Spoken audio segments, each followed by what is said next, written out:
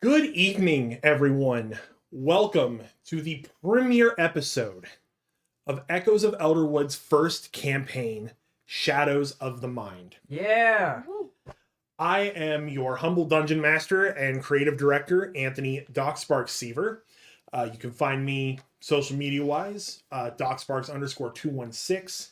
And I am beyond excited to have the last 3 months of work and planning come together to form this campaign. But before we begin, we do have some housekeeping items to cover.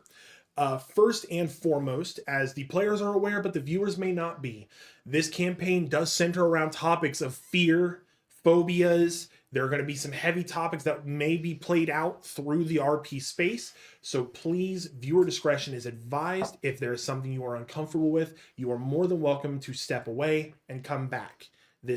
I just don't want to scare anybody off of it. Secondly, we do want to talk about some of our sponsors that we have. First off is our whole campaign sponsor. We are sponsored for the entire campaign by In-Service Training Group out of Columbus, Ohio. It is a veteran-owned company that's actually run by my father that specializes in defensive training for folks within the security industry as well as personal. Things like Ohio Peace Officer Training Academy certification for firearms usage, self-defense classes, as well as Ohio concealed carry licenses and marksmanship training. We are very thankful that they have reached out to support us through this campaign. So if you want to check them out, you can find them on Facebook as In-Service Training Group, or you can go to their website at inservicetraininggroup.com. You'll see it in the scroller beneath me here at the bottom of the screen as it goes through. So that's In-Service Training Group. Train today, survive tomorrow. And tonight's episode specifically is sponsored by Toolcraft LLC. Toolcraft LLC offers a full range of metalworking services from custom machining to manufacturing precision jigs and fixtures. Located in Fort Wayne, Indiana, Toolcraft is accessible from major interstates and the Fort Wayne International Airport, inviting visits from customers and prospects alike. Their skilled team brings decades of experience and meticulous attention to detail to every product, whether it involves high-precision parts or more standard components. Experience the difference that their dedicated professionals make in delivering exceptional results on every project. And if you're interested, you can visit them at toolcraftfw.com. That is TOOLCRAFTFW.com. Anthony? And lastly, our campaign, we have an exclusive energy partner with us. We have Dubby.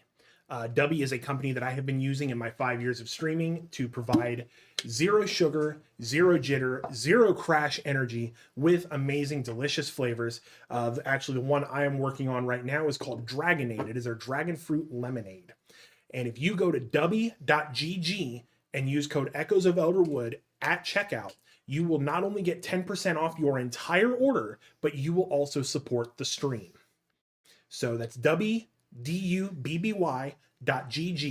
Use promo code Elderwood.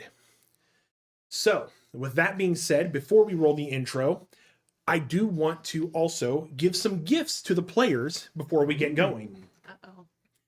So when we were setting this up, I had the players roll on what is known as the trinket table. I told them these could be useless items taking up inventory space. They could be important items. Before I forget, if you notice there is an empty chair, we have a fourth player who just bought a new house and is closing on his old one tonight. We want to congratulate Heath Ramey. He will be here in 2 weeks on our next episode. So he'll be getting his trinket next time. But to start off, I'm going to start on my right with Devlin. Olaf von Dustysmuffler rolled for a lucky rabbit's foot. I won't tell you what it does yet. Well, it definitely doesn't foot anymore. Bailey, his character Yval, rolled a scroll with a mechanical contraption drawn on it. Ooh, do I open the scroll? You can, but you'll have to take it to a blacksmith to determine what it is. Okay. And last but not least, Kade, playing Storal, our druid, rolled for a pyramid of sticky black incense that smells bad. And so we have the Play-Doh monolith. Luckily, it doesn't actually smell, right? Right. Okay. So I'm going to give that to you. You can cover it back up if you want. Thank you. You're welcome. I want to play with it so bad. I'm gonna go ahead and keep this one to myself for a little bit. It does smell like Play-Doh. It does smell like Play-Doh. So, with that being said, are you guys ready? Yes. Yeah. All right. Let's roll that beautiful bean footage.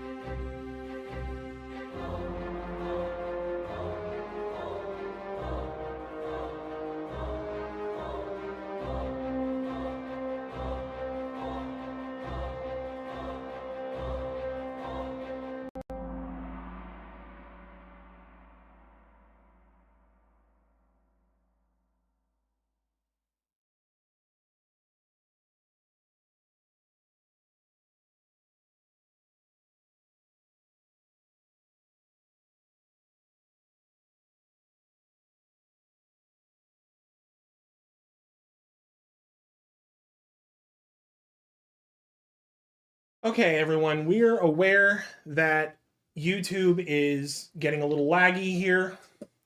We're trying to fix it in real time. I'm trying to not end the stream to do it. I don't know what's going on. Yeah, chat saying it. Chat, did it get laggy just during the intro video, or is it still laggy right now? It's right under my mic. I should probably turn that off. All right. I'll see what chat says. Yeah, the preview's looking all right. It might have just been the intro video. Maybe. It's okay. No, it looks like it's still a little choppy. I don't know what to... Some people are saying a bit laggy still. Some people say just the video.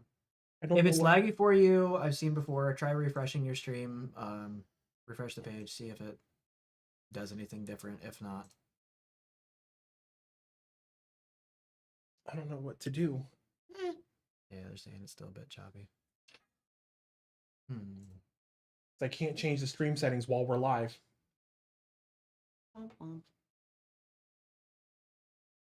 I wasn't prepared for this.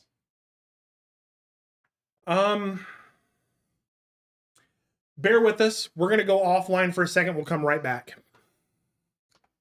Well, no, because then we're going to lose everything we've got put together on the description. This literally, I don't understand what's happening. And I'm currently being bombarded by... yes, I understand that it's choppy. I'm trying to fix it. I got the chat up. I don't know what to do. Some people are saying it's just a video. Some people are saying it's just a stream. Well, that's... It's okay. All right, then we're just gonna keep going. Yeah, I'll monitor chat. If it gets too bad, we'll figure something out. Not a big deal. Okay. Focus. Need to get back into my groove here. There you go. We had to get nerfed at some point. Hey, it's the first one. There's bound to be something. I know. All right, So- get my stuff out of the way. Yeah. Yeah, a lot of people are saying it's just video. People are saying the stream's fine. Okay. Okay, now we're saying the stream's fine. We're good. Okay, cool, We're cool, good. cool. All right, then in that case, okay, now that the panic is over, everyone collectively, myself, players, everyone watching, let's take a breath real quick. I'm taking a sip. Take a breath, take a sip. Cheers. And before we start the story, I would like to ask all my players, please roll a d20. Baby's first dice roll. Aww. Oh boy. All right. Okay. Hang on, don't tell me what they are yet, just hold it. Ha, I see Mikey's comment, just roll with it. Yeah. Yeah? Everybody's saying stream's fine, so we're good. Okay, cool. All right. Kade? I got a 17. Bailey? 16. Devlin? 9. All right. Ooh. It's good. Maybe we're meeting on the Maybe golf maybe course. low numbers are good. Yeah, maybe I don't it's know. golf. Maybe I'm Well, fucked. Now I got higher than you. Maybe we can you're begin. fucked.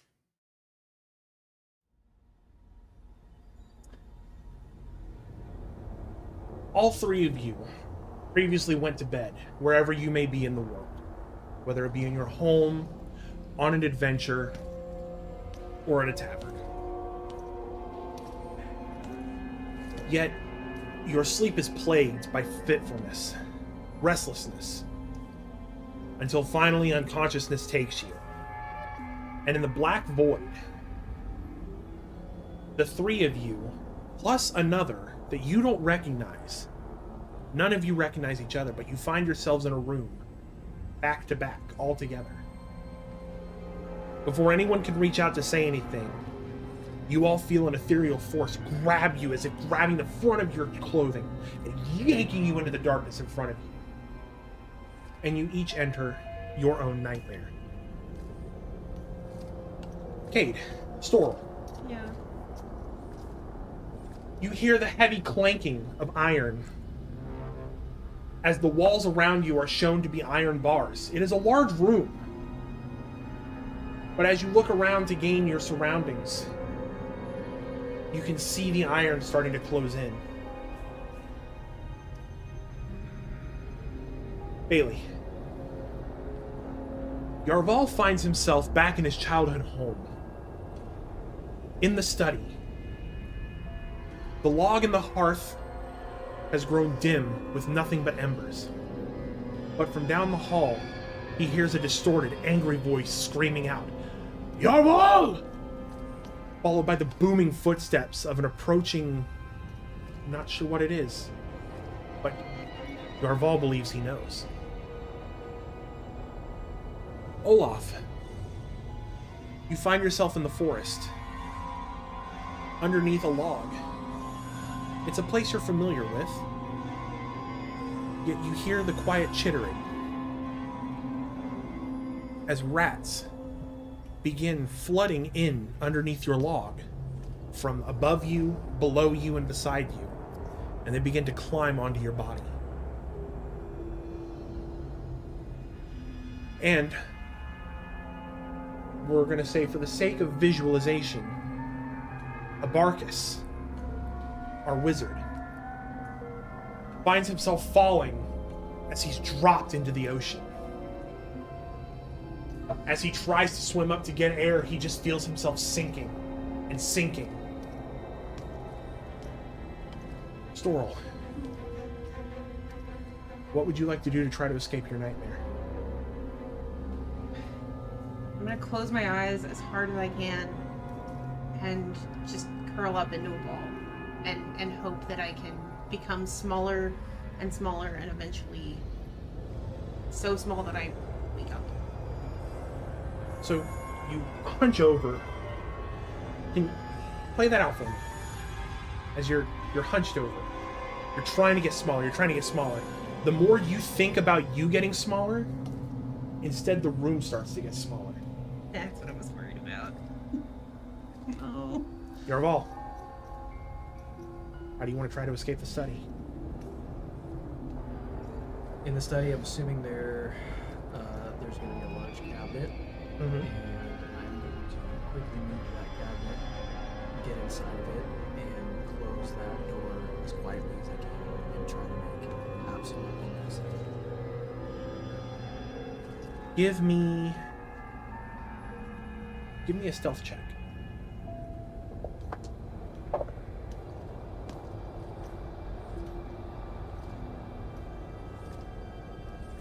One second. 21. So you manage to get in without making a sound. You still hear the booming steps and you hear your name repeated again. Yval! One thing you haven't noticed, though, is that you're not yourself. You are as you were as a child. And unfortunately, children can be clumsy. And as you stepped into the cupboard, you didn't realize that you knocked some papers out. Olaf? How do you want to try to escape your rats?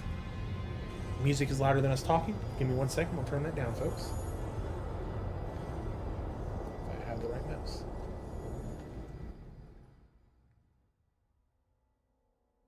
I want to get out from under the log You want to get out from under the log. and run. So you get out from underneath the log and you start to run. Huh? And as you run, give me a perception check. What am I rolling? D20. Get a +3 on deception or perception. Perception, yep.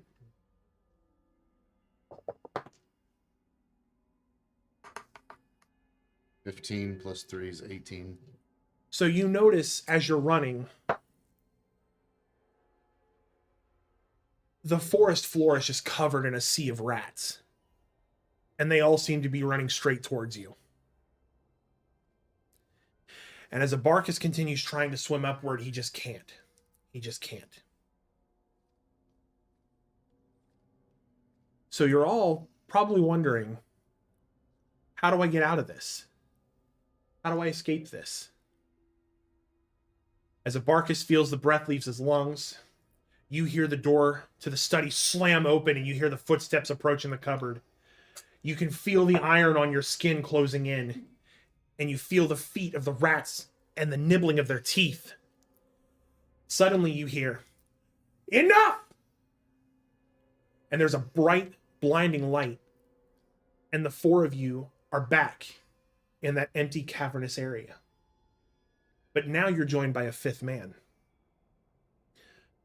This man stands at about 6 feet tall, dusty blonde hair. He's wearing a khaki leather overcoat and what looks to be well-respectable clothing. But the thing that stands out to you all is that around his left eye, he has these strange markings. And he's standing, emanating light from his hands, almost straining against the darkness in the room. And as you're all standing behind him, before anybody can say anything, he just calls out to you. "Listen to me! You are all in grave danger. Find Nigiriata. Find the burning tree. I can tell you more there. Visiones ex animo!" And the light blinds from his hands. And you're all awake where you went back to sleep. Quick pause. How do you spell Nigiriata? It is N''Gere,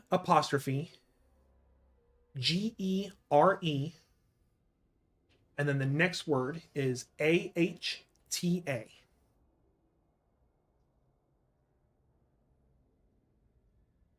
So, with that, we're going to turn off the suspenseful music because you've made it out.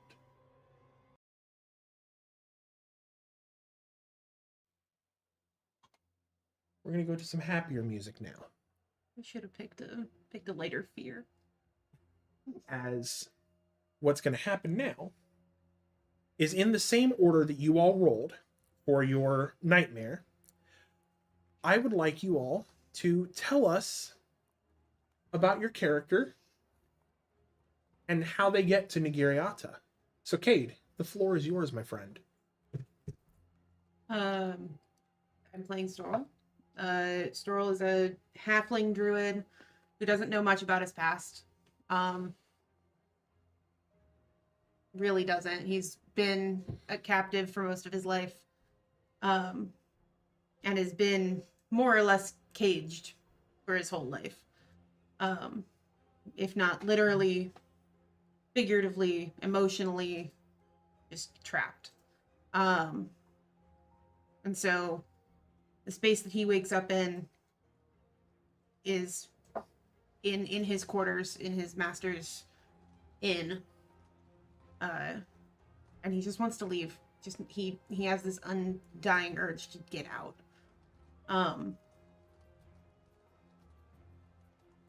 He doesn't know what this burning tree is though. And he until today had no concept of needing or wanting to leave. So he's not sure. Okay. Does Storal decide that... Is Storal just trying to decide to go or not? I think Storal wants to go. Wants to go. He needs to go, but he has no idea how to go about it. Okay. So, I apologize. I was mixing the audio. So where was it the Storal woke up at? In his quarters at the inn that his master runs. Okay. So while you're there at the inn, you notice that down below, it's still kind of bustling as it normally would be at the inn. But it seems like today there's somebody else there. There's like this weird energy of foreboding. Mm-hmm. And over in the corner is an old woman. You've never seen her there before. But she just has this aura, this inviting aura. It's almost comforting. And I've never seen her before? No. I'm gonna go downstairs and start going about my tasks of essentially picking up people's cups, barback type skills. But I'll be sure to keep her in my periphery. As you go about your tasks, you notice that she doesn't seem to do much. She's not really interacting with anyone. She's just kind of sitting. And what she's doing is she's actually reading runes at a small table in the corner. However, you do notice that there is a very much empty cup in front of her. Well, it's my job to clear those. So I guess I have no reason not to go over. So I go over and I go to grab the cup. As you reach for the cup, she throws the runes again. The man visited you, did he not? What man? The man in the coat. With the weird stuff on his face? Yes. Yeah? How do you know about that? The runes, my dear. The runes. Those are just rocks. No. Anything can be powerful if you give it meaning. If you give it a purpose. These mere rocks can rise above what everyone else thinks they can be. Just have to believe in them. Looking at the runes closely and kind of inspecting them. I go to pick one up. Okay. And She'll let you. I like hold it in my hand. And I looking at it and just kind of tossing it to myself and shake my head and throw it back down. That's just a rock with some symbol on it. Nothing more. She looks down at the rune you just threw. If it is, then why is it telling me that a great adventure is ahead of you, Storal? How do you know my name? The runes. I told you. I have to get back to work. Before you go, I would like to give you this. Consider it a tip for keeping my cup and cleaning it for me, and for listening to an old bat talk about her rocks. And she reaches into her bag and she hands you the pyramid of sticky black incense. In a Pyrex container. In a pirate container, very. Look, she was an old lady. It's Look, in true. medieval She's probably times, got a lot of Tupperware. in medieval times, it was ye old yupperware. Ye old Yupperware. I Yupperware. love it. She got it at a ye old Yupperware party. Thanks. I've never been tipped in tar. What is this? It is incense. That's illegal. We don't do that. It's not spice. It's incense. No. Please don't eat it. When the time comes to use it, you will know. But it could very much shed some light on the journey that is ahead of you, that you feel you must take. But the decision is yours. Okay. And with that, as you take her cup, you turn around and you feel like you want to ask something else, and when you turn back around, she's gone. Did she take her runes with her? Yes, it's as if she was never there. I really don't like today so far. I got some goo. So where do you want to go from there? Well, I got dirty cups I gotta go take to the kitchen, so. So you're going to go about your duties? Yeah. I stuff this in the pocket of my cloak. Okay. So the day ends and you're set to go back to your quarters, but all day it's just been echoing in your head. Just this feeling like there's no way that's a coincidence. This has to happen. Yeah. So what do? Well, my master locks the doors at night, so I can't leave. But he always forgets about the windows. Every time he forgets about the windows. I guess I could see if the shopkeep down the street has a map. See if I could find the tree thing. What was that?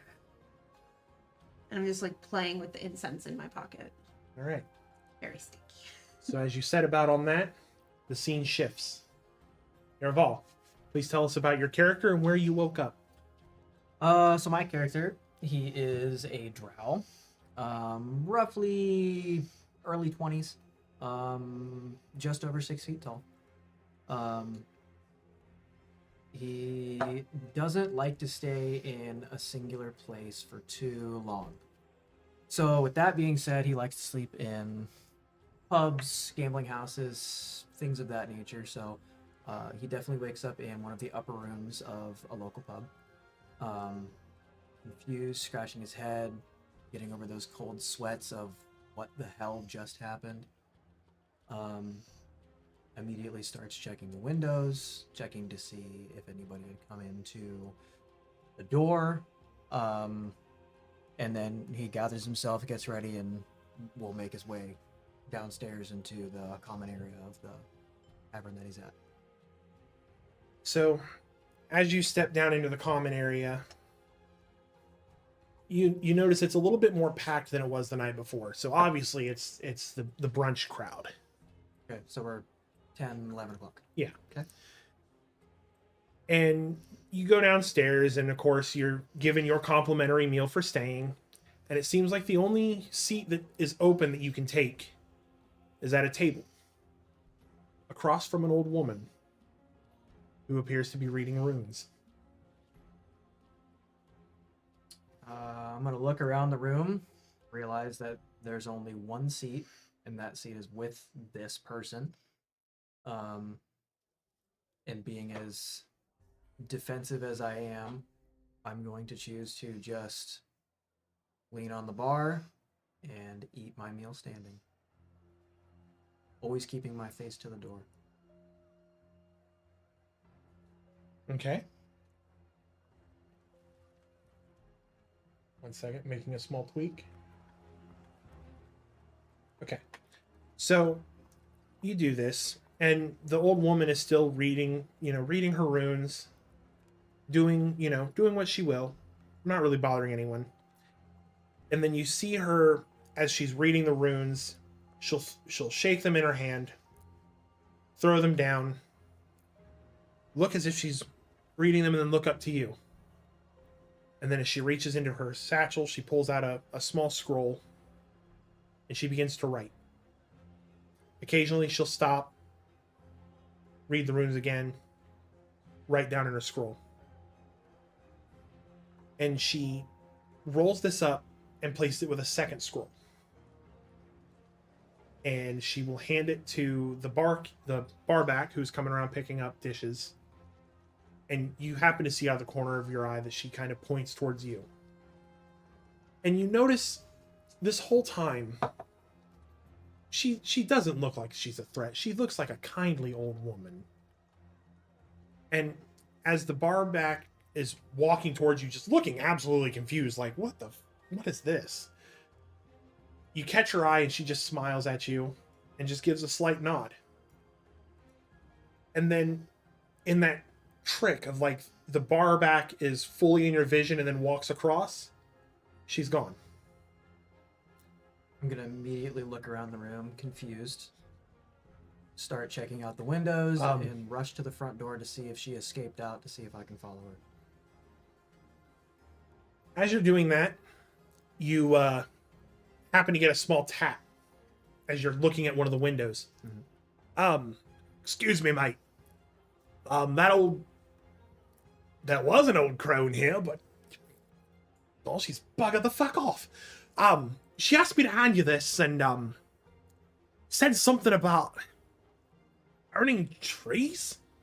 Don't know. She didn't look quite Rastafarian to me, but wait, did you say burning trees?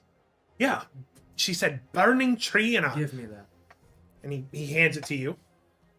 I open it. And the second scroll is still rolled up. Okay.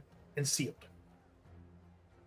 The scroll that she's written on says, I know the man has come to you, and you're wondering what happened. Should I take this journey?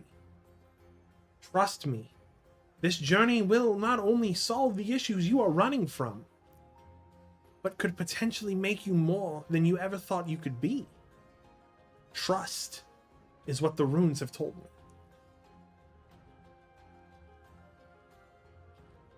I'm gonna contemplate for a second. Again, still kind of looking around the room, trying to make sense of what the fuck I just saw. Mm-hmm. I have it in my hand. And I'm gonna think to myself, out of the fire into the frying pan. And I'm gonna grab the other scroll and see what's up with it. You open it up and it looks strange to you. It looks almost like blueprints for some small mechanical device. Do I recognize this device? Or anything about this device? Give me an insight check.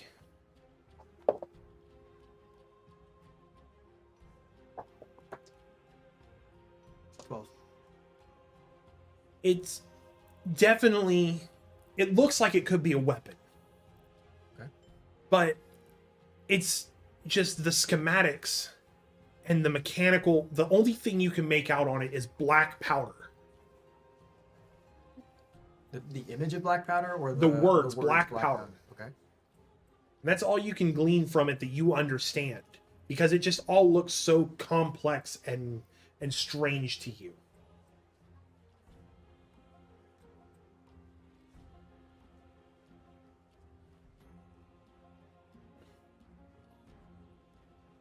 Okay. I'm going to continue to make my way outside. You head outside, you see no sign of the old woman. Essentially, the only thing that you see is the bustling town and the road ahead.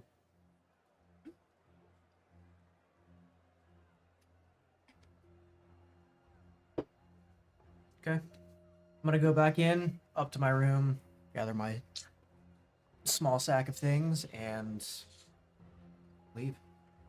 All right. As you begin your journey, the scene shifts to Olaf. Give us a little bit about Olaf and where you end up waking up. I am Olaf von Dustysmuffler. I am a barbarian. 6'3".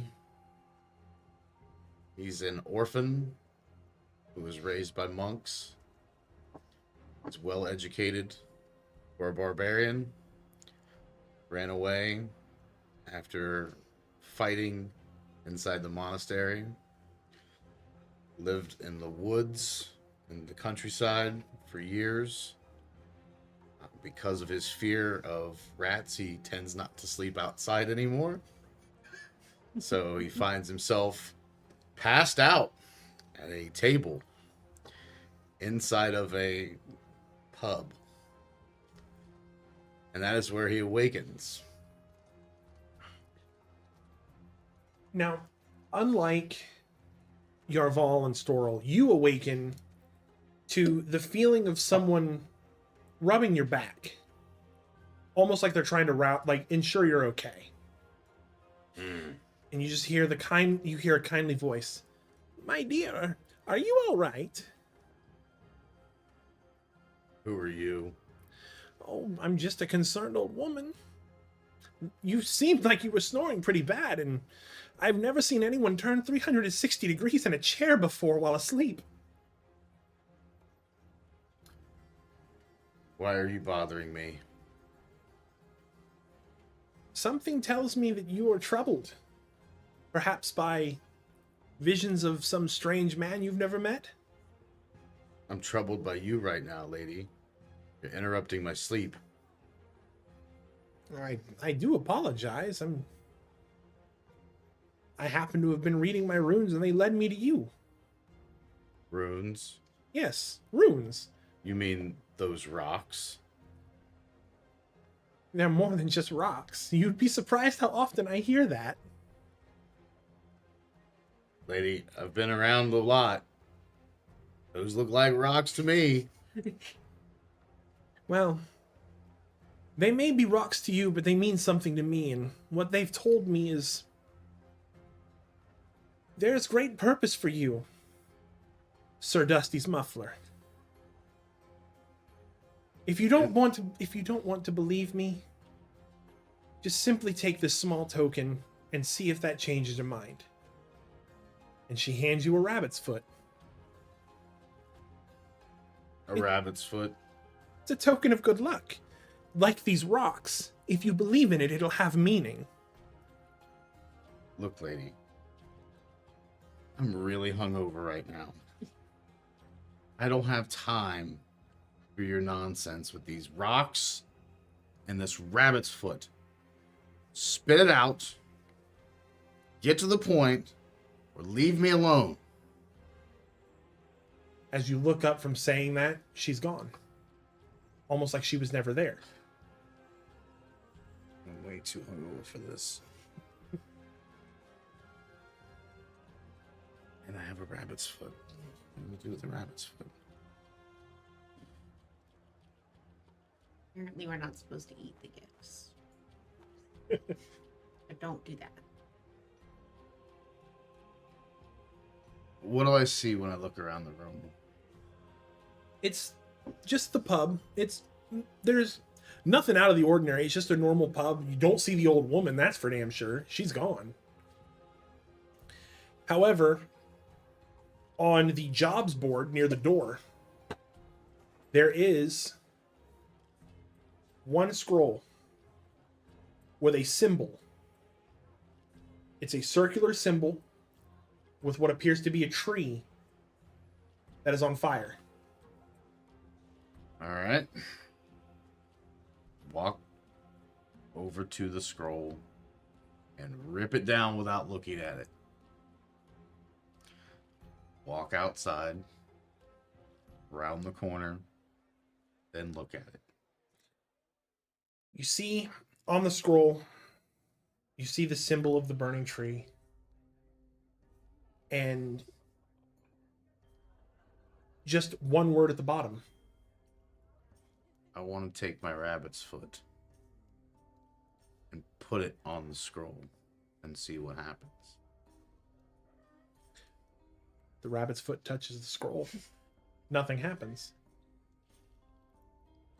But that It's worth a shot. that word at the bottom is written in common. And all it says is Should I speak? Nigiriata. Okay.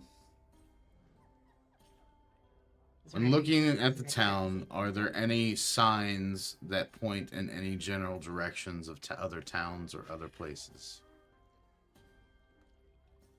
No, there aren't any signposts or anything. However, there is what appears to be an unloading dock for caravans. And it's essentially it's like a hub that folks are unloading their wagons, probably preparing for deliveries there in town. And all the different wagons look to be differently ornate in style. Some look like they've come from far east, some look far from the west. Okay. There's one that is powered by a strange metal contraption that spits steam. Okay. So, I want to walk over towards the caravans and ask if anybody speaks common. Or reads common, excuse me. There's a man sitting on the steam-powered carriage. Mm-hmm. There's no horse. Instead, he's holding a wheel. He's dressed in like leather workman's clothes with a pinstripe shirt underneath, and he's got this weird little hat with some goggles on it. He looks at you, he goes, I don't think there's anybody here that doesn't read or speak common. I mean, unless you're talking about the wee babes in the school. Okay. But sure, I can help you out. What you need, friend? Can you tell me where this place is? So he takes a look at it and, oh, Nigiriata, that's I think that's about maybe a day south of here. It's this tiny little woodland town. It's funny, the Druids named it after, it's like living tree or something like that is what they call it. And I go there sometimes, but they're also old-fashioned. They look at my machines, and next thing you know, I've got Ents and Spriggans chasing me out of town. But, I mean, I am going by there if you'd like a ride. Sure. All right, let me drop what's back here in the trunk here, and just you can hop on in, and I'll take you by. Sounds good. All right. So with that, all three of your journeys have begun. And now we move to the wooded town of Nigiriata. It actually does translate to living tree. It's a small wooded town. It's got a couple little shops here. It's nothing really stands out about it. There is one central tavern, and there are a couple smithing locations. I mean, they have their smith, they have a cobbler, they have a general store, things of that nature. And, you know, as you arrive, things just seem normal. So this time I'm going to ask who wants to go first as they arrive. I'll go first. All right. So you pull up in the steam car. By the way, the man driving talks a lot. He's told you his entire life story. His name's Davis. And he has told you that he's got about 12 kids at home because you know the old wife when she gets in that mood, you know what I mean? So there's other things he won't stop doing. But it's all good. It's all good. That just means free labor around the shop, right? I've only got a couple kids that are missing like one finger, but they learn real quick after that. What kind of shop do you operate, Davis? Oh, I run a little artificer shop, you know. We make little contraptions here. Some of it steam powered, some of it magic powered, some of it powered by these, what I used to think were rocks, but it turns out they actually have like some connection to a ley line or something like that is what I was told. I mean, it's above my pay grade, but if I can stick it into some metal and make it do things, it works. Interesting. But it looks like we're pulling up into Nagiriata here, and I'd prefer not to get chased out by another tree man, so, Tree man. yeah, the Ents, Ents, Spriggans, like the wood fairies. This place is, like I said, old-fashioned. I mean, old-fashioned. You even say the word science around here, and they're trying to put stakes in you. So, I'll tell you what, you have been awesome to talk to and, get some of this out. I'm sorry if I talked a little too much, but you know what? I think as recompense, I ain't going to charge you for the ride, because all I got to do is take this by the river and refill it, and I got more steam. Appreciate the ride. Thank you. You are more than welcome. Have a good one. As you get off, and he immediately just makes this super wide turn and almost takes out the side of a stable. And as he's pulling away, you just hear the machine just sputtering as it just pulls off down the road. Chitty chitty bang bang. Is he toot on a little licorice whistle as he goes by? Spin off. Let's go. Surprise, that was the TARDIS. I'm still too hungover for all this nonsense. You said there's a tavern, right? Yeah. Let's start there. He says hungover already. All right. Since you're heading to the tavern first, I am going to jump to one of them first. Who'd like to go next for arriving? Okay. Let's go in reverse order. So Yval has been doing this on foot. Doesn't like taking rides with strangers. Doesn't like interacting with anybody unless he absolutely needs to. So he'll be walking down the road off to the side, letting carts and people, creatures pass him as he goes by.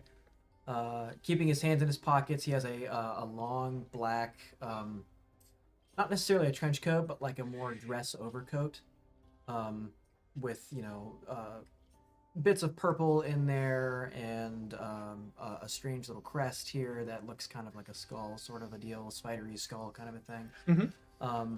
And he has a hood. That hood is up. He's got his hands in his pocket, and he is just moseying his way into this town that he has heard the name from this piece of paper that he got. So, as you arrive into town, you're walking through the gates, and you happen to see over to the side, you see what looks like a horse-drawn carriage with no horse, and you just see this hulking man hop out of it. And literally, as he gets out of it, you see the thing go... And you see that they're talking a little bit, and then as the man goes to step away from it, this thing just starts to move on its own, sputtering steam and smoke clouds, and you just hear a hurt as it goes down the road. So I will stop, hands still in pockets, look at it, and just kind of watch it go by, very confused. Basically, in my head, I'm going to go, I don't understand anything about this plane that I'm currently on. And we'll look at this other strange fellow that made the cart lighter. And I'll study him for a minute because he does look a bit out of place to me. Keep my eye on him and continue trying to head into town. So as you're looking around town, you see there are some different signs. There's, outside of the different shops, you see the anvil for the smith. You see like a star for like the general store, and you also see another shop. It looks like it's a picture of a boot inside of an apple, and underneath is the word written in common, cobbler. Big pie. Or shoemaker. Hi. I preferred cobbler over bootery, but I feel like bootery is things you have to get into when you're at the tavern. Okay. But at the tavern, which you see the man is walking towards, there is a sign above the tavern. And it is a sign with a symbol. Hang on. Why is the... and suddenly there's a massive windstorm. No. There's cows flying everywhere. No. Surprise, it's welcome to Oklahoma. Well, there was the whole thing about, so you say science here, they don't like. Yeah. But the symbol on the sign outside of the tavern is a circular emblem with the picture of a tree that is on fire. Okay. And it does match the one on the scroll. I'm going to lean up against the signpost, watch the tavern for a few minutes, see who comes in, see who goes out. Do I see anybody resembling the woman that I spoke to, or suspicious in any way? Give me a perception check.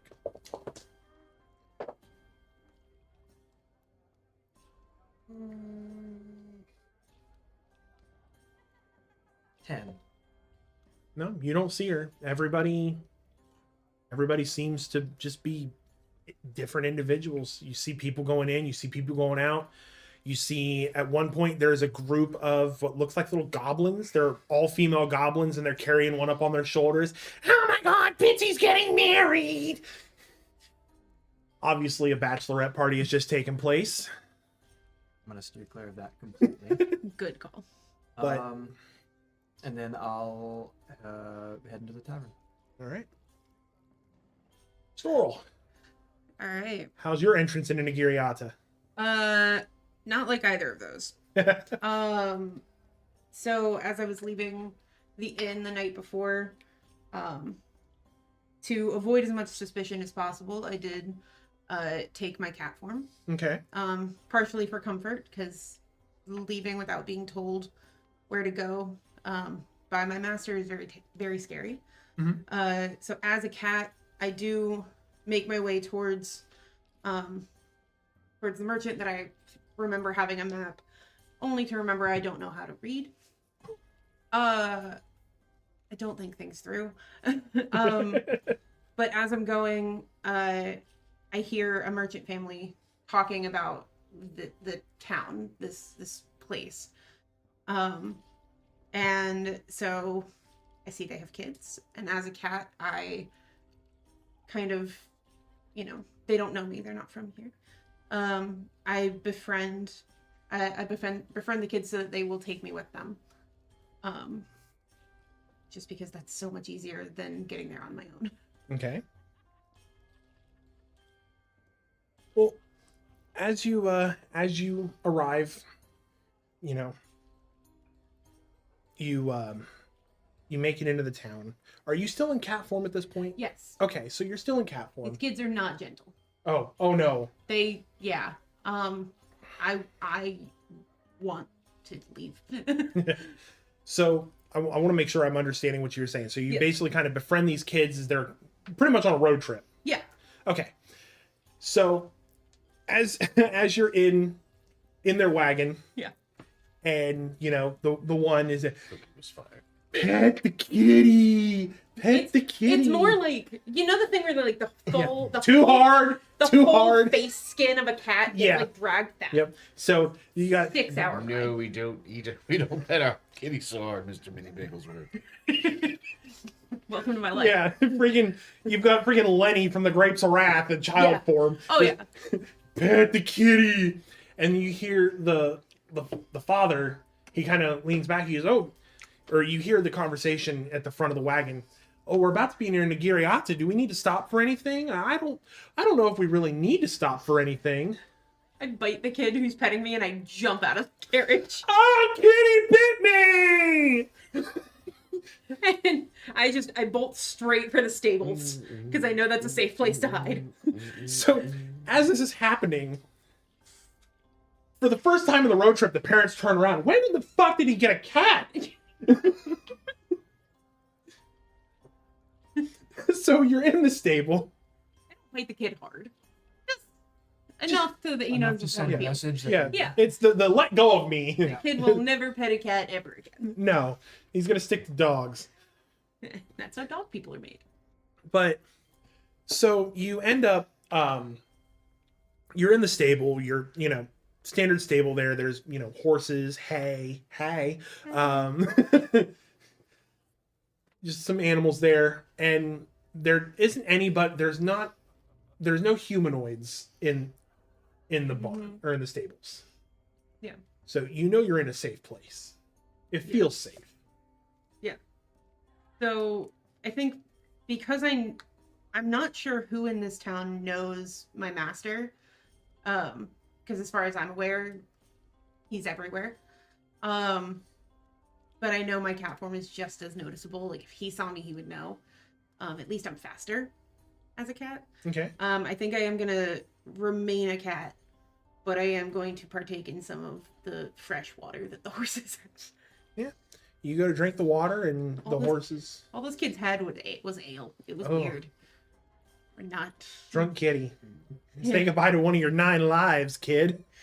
Yeah. It was But- a rough trip. So you share in the water, and then as you're drinking from the trough with the horses, you hear a couple voices outside, and you hear, oh, you hear something's going on over there at the burning tree tonight. Like, oh, something's going on at the burning tree. What is it?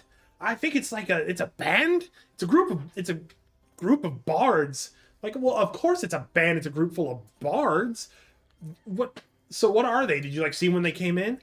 Yeah, they looked like they were all dragonborn. It was the weirdest thing. Huh. What's their act called?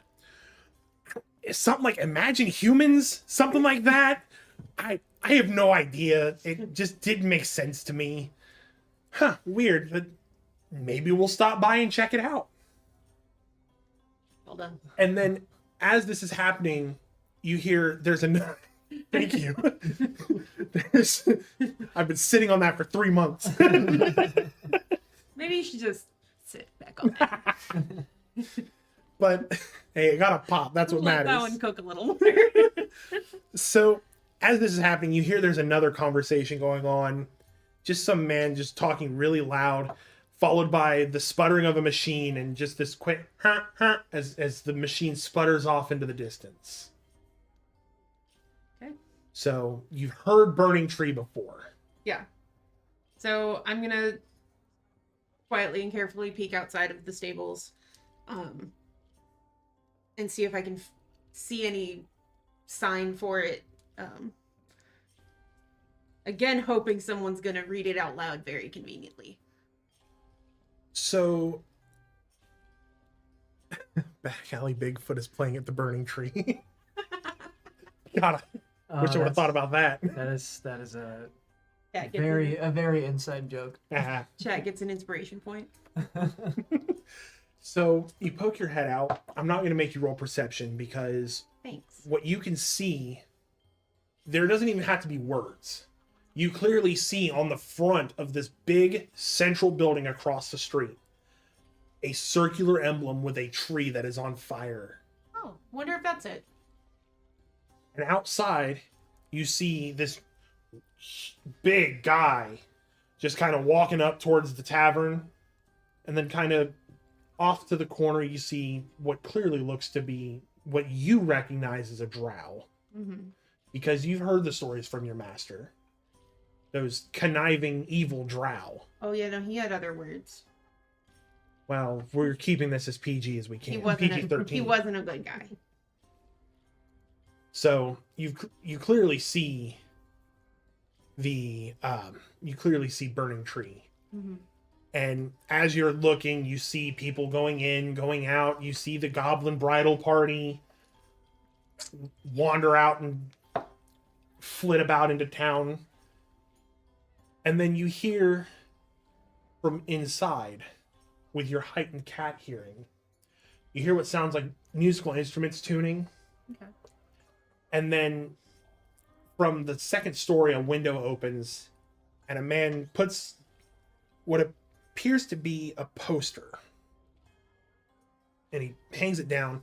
And you can't read what the poster says, but you can clearly see there's 4 Dragonborn on it.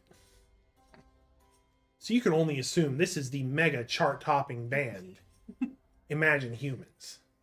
The chart is literally just a piece of parchment that has them at number 1 and no one else. They wrote the chart. They made the chart themselves. It's not easy being a trendsetter. Wouldn't know. I've never been one. So I'm gonna try and sneak my way in as someone's coming out the door. Okay. So I ain't got no thumbs. Olaf, you notice as you're walking towards the tavern, you see someone coming out and you feel this brush of fur against your foot as it looks like a cat just kind My of rabbit's food? slinks in. No, not a rabbit's foot. No, this is still attached to the animal. Oh. Better be. Well, I don't mind cats. Yeah. So And then cats eat rats. could you please roll a perception check for me? All right.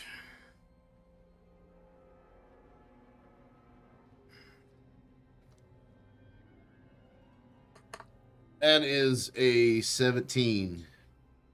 As you're walking in, you notice out of the corner of your eye, almost over your shoulder, because thankfully the skull mask you are wearing has good peripherals. You see a hooded figure leaning against a signpost, just staring, almost like he's staring daggers through you at the tavern door. Yeah, I don't like that. He doesn't seem menacing. It almost seems like he's waiting. Yeah, I still don't like that. Yeah, we're gonna go over to this guy. Okay. Because So- I can't resist it. You basically turn on your heel. I turn on my heel because my instinct is to. I feel like he's not of good. He's just standing there. It's like just he's menacing. Okay. Yval, what's your reaction to this man turning on his heel and walking straight towards you? Well, up to this point, I was just leaning on the signpost and watching him because this is the second time I've seen him. Appears to be going into the same place as me, and he starts walking up to me. So with my arms crossed, as they are now, I have two daggers on either side, like, you know, your FBI agents with their dual guns. Mm-hmm. I've got two daggers here. I have my right hand grabbing one, my left hand free. I'm just going to stand, still leaned up against that post, locking eyes with him as he comes up to me. Okay. You say anything as you walk Can towards I him? see the daggers in his hands? They're under my coat. I'm just saying. Can I roll for that?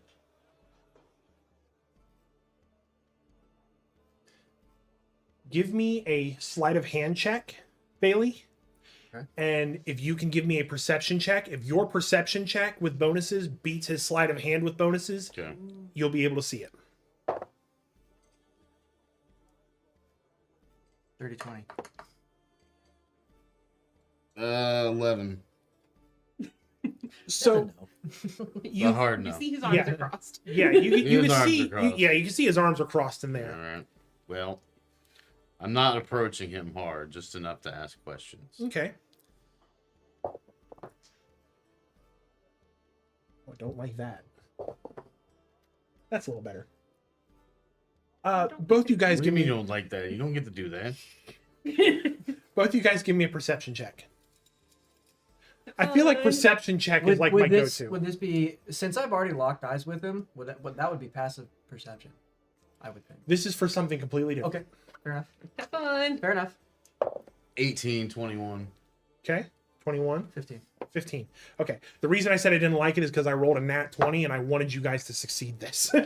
Oh. As you guys lock eyes and you're immediately like prepared, like you're preparing for it's literally JoJo approaching Dio. Like it's menacing. But then there's a flash of remembrance for both of you. Mm-hmm. You've seen each other before. Mm-hmm. And that's when it hits you. You guys were both in that weird dreamscape. Mm-hmm. Who's the first to respond on this? I'm gonna hold up the scroll with the tree on it. Far away from his daggers, for the record. Okay. So you see him holding up a scroll. It clearly has the same symbol. Not saying a word, just holding that up. Yep. Clearly it's the same symbol on the fucking tavern right behind him. It's not the If you're magic you- confused, it's right behind you.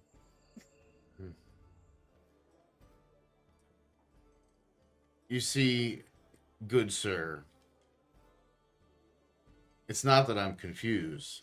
It's that I know. You know. We've seen each other. And what makes you say that? Oh, I've had a dream about you. And not the way that you want. Describe your dream. Well, we were all in this room, and then all of a sudden we were all separated. And then we were back together. And there was some weird dude with some stuff on his face. And then when I woke up. Don't know what happened to you, but I don't forget faces. How did you know to come to this place? Not as bright as you look, kid. This, right here. The symbol, the tree, the words, the name of the place. Who gave you the symbol? It was in the dream. So you got a piece of paper from a dream. No, I snatched it off the wall of the pub. Interesting. How'd you get here? Why are you here? This note that I also got from a pub. So I'm not crazy. Never said Apparently not. Okay. I see you're much like myself. You don't appear to be a threat to me. I'm just trying to figure out what's going on with this dream and why I'm here. Okay, we go in. You lead. Fine by me. Turn heel. But I don't want him to be I follow it. behind me. I follow Behind at a distance, off to the side. Okay, Not- that's not better. directly That's behind. better.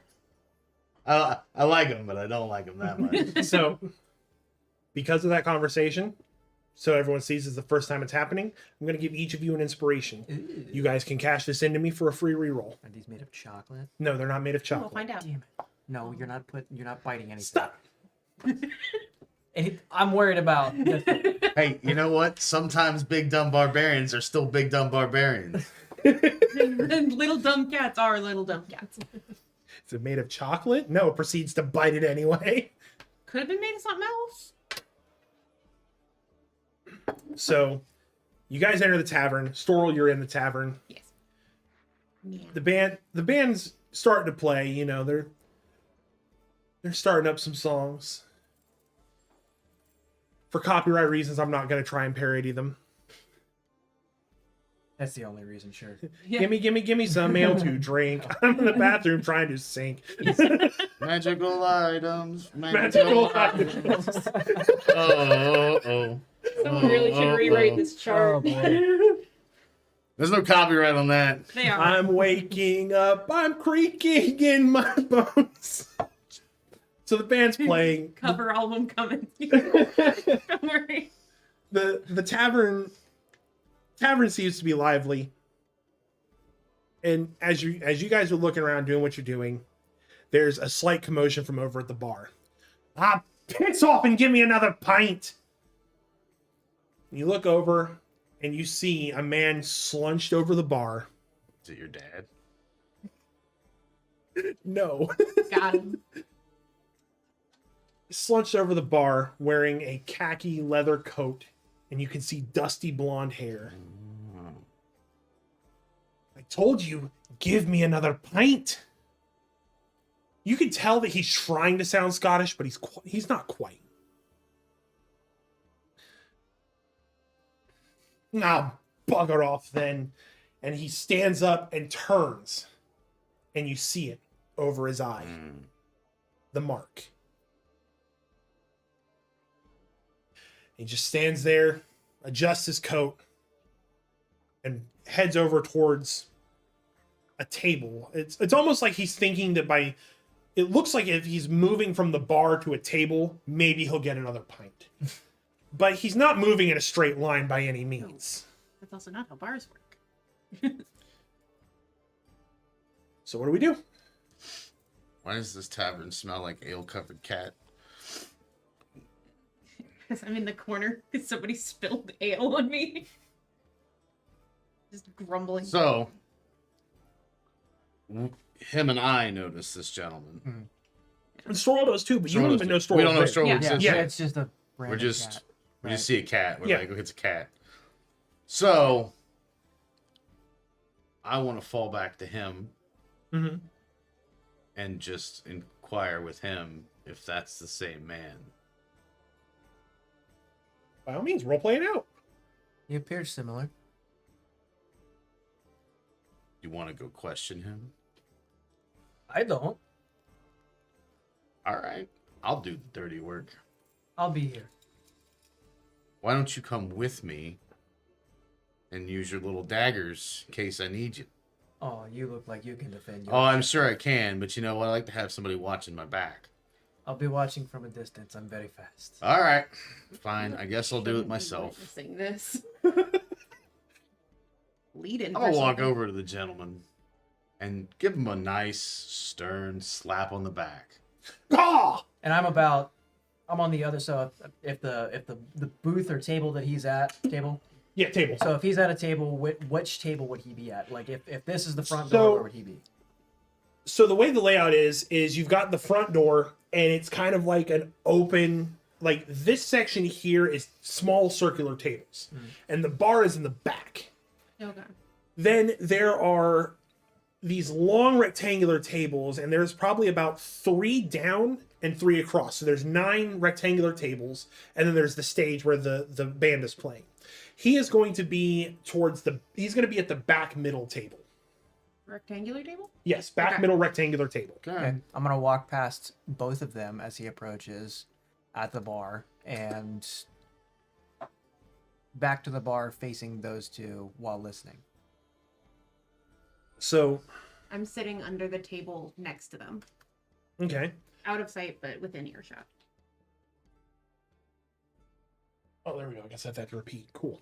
So you walk up and you slap him on the back. And, ah! The fuck are you on about, mate? Hi, friend. Friend? Do you not know who I am? I don't know. You look a whole lot more recognizable, maybe with a pint in your hand. No, nursing a hangover right now, buddy. Got Oh. no questions for you. Wasn't a pint for you. Well, you can keep wishing in one hand. You know the other end of that story. I see.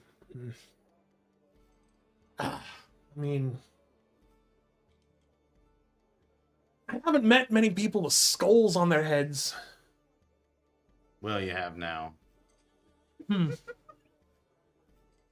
Trying to put my finger on it, but I just can't seem to. You're not one of my exes, are you? That's a hard no, my friend. You hear a weird cat laugh. That just Do I pick up on the cat? you don't realize that it's laughter. Doing but anything it's other a than weird cat stuff? sound. Kind of like talking You a know hair what? hole. You know what? Because of the fact it's not a normal cat sound, I'm not making you roll for it. You do notice that. Okay. You notice that this cat is. Yeah, it's like a weird hairball. It's almost like the cat is coughing. So now I have my attention divided between. Now, do I notice These it two. too? and the Yeah, cat. it's pretty noticeable. Like this, It's under the table, right? Under the next table over. So I can see it. yeah. But as far as I know, you can't see. What's wrong with that cat? I'm gonna move to the next table over and take a seat. To the table that Thor's on. So, I adjust slightly. friend, I had an interesting dream about myself and my colleague over here, and point to I'm that gonna gentleman. visibly roll my eyes. Like, Oh, shite and fried eggs. Oh, I didn't think that was actually happening. Oh, I've done fucked up. Oh. Now I'll walk over and join them because he quite clearly just gave me up. I didn't think that was actually happening. And as he's panicking, I sit right next to him. my interest. My interest is very peaked. Oh, okay. So here's the thing. Funny story, actually. I didn't really know how to get a hold of people. The name's Silas, by the way. Silas Gremory, at your service. Look,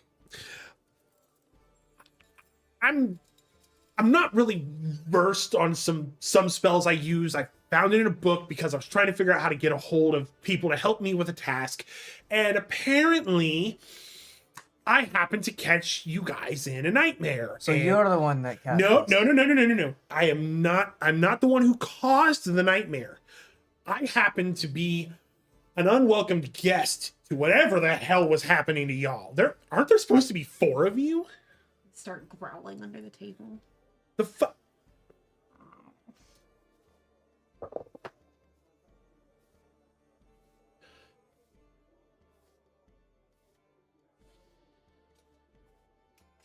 Iron bars. Yeah, okay. So there's 3 of you here. Frozen in place. Yeah. So I will do one of these and look down at this cat. Say, little one, you can come out now. If I was going to kill you, I would have done it already. You are a cat. because that's encouraging. Yeah, I'm gonna just back up from you. I'm not I thought I smelled a wet cat. In backing up, as I am now under your table, I think I backed up into your legs. Pick the cat up. Yeah. Oh. Scruff. Put Just the cat buy on the this table. scruff. Not by the scruff. I like cats. Pick, Okay, Okay. Fair enough. pick the cat up. Appreciated. Cats eat rats. Hard exterior. So Loves cats. Good to know. it's safe to say that you are very stressed out right now, right? Very stressed out, very exposed. Please roll a d20 for me. Yep. At disadvantage. Oh boy. Oh, well, that's Oh. that one. Yeah, because I rolled an advantage and it was a 20. So you are so stressed out that as he sets you on the table, you lose concentration of your wild shape. And just turn back into And a you just halfling. turn back into a halfling right there on the table. Whoa! All right. I can't say I didn't call that. It's an interesting party trick. Yeah, I'm. Gonna try and like scurry off the table No, into an empty wait, chair. hold on. Okay, into an empty chair. That's Yeah. And then run away when they're not looking. All right. So, Try to run away. Can I try to grab a leg? you can Yeah. try. I want to try to grab a leg and keep D20 roll. Put him off. back in the chair. Here's your inspiration for that happening to you. Thanks. D20 roll. You're Yeah. inspired by Stop it. fear. 15. Is the 20. I didn't look at what the So modifier was. instead of grabbing a leg, you just kind of do this, like you grab the shoulder and just kind of Set him down. set them back in, and you just keep your hand right there on their shoulder. But Good old bear paw. it's less you have no choice, but more relax. We all don't want to be here. Having flashbacks to the kid in the cart. Calm down. No one is gonna hurt you And when Yes. you're said and done. yet. Yes, Animatus, we had our first nat 20 from the DM, our first nat 1 from the On the players. same On the fucking same roll. fucking Exact same roll. roll. Wow. Kill me. Please don't, actually. I like this character. All right. Should clarify. Listen. It sucks I don't have all 4 of you. I'll just have to roll with the 3 for now. Hopefully he shows up. If he doesn't, we might be screwed. And why would we be screwed? You seem to be doing a lot of talking for somebody who claims they didn't do this to all of us. I agree with the gray fellow. Okay, look. I am a traveler. I dabble in things with the mystic arts, and I ended up stumbling across a situation that I feel like I can't fix on my own. I didn't cause the situation. Sounds like someone Insight caused it check. with a- You're gonna insight check? I'm gonna insight check. I don't trust him. All right, go ahead. 18. From what you can tell, he is very much being as honest as he can with you. Like, this man looks like he has seen a ghost. You can clearly tell he's under a lot of stress with the fact that you guys are apparently already here. He doesn't appear to be the same composure he had when he saved you all from the nightmare. Mhm. But what you're able to gather is just he wants to fix whatever the situation is, and he feels he can do it if he had some help. I don't like that he's beating around the bush.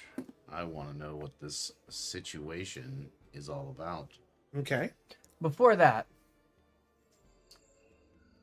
so this dream, this nightmare we were all in, all of us were helpless.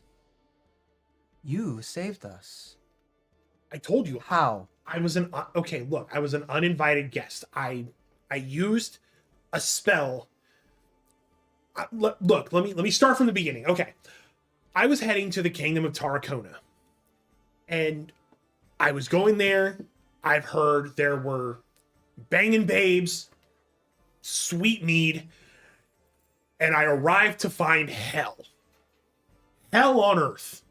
Everything was dark. There was a dark mist everywhere. And just people screaming. I couldn't tell. I had to get the hell out of there as quick as I could. And I wasn't even in the capital city. What I know of Tarracona? It's essentially where you're at in Nigiriata is it's in sort of the periphery of Tarracona. Okay. It's the continent you are on. The continent is oh shoot. I had the name in my head. Hang on, notes. Dusty, handy dandy notebook.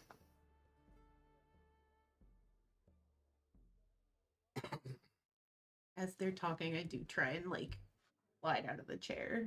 Oh, you can't. No. He's got his hand on your shoulder. Yeah. Still gonna try. Did you not hear me? Calm down. No one's gonna hurt you. That's what people who were gonna hurt me say. It's the continent of Regalis, Regalis. Egalis.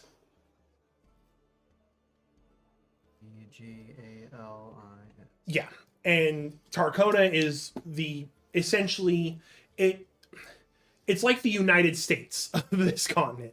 Okay. And you know that the capital city is Pararaiha. I can spell that out if you would like me to. Sure. It is Pararaiha.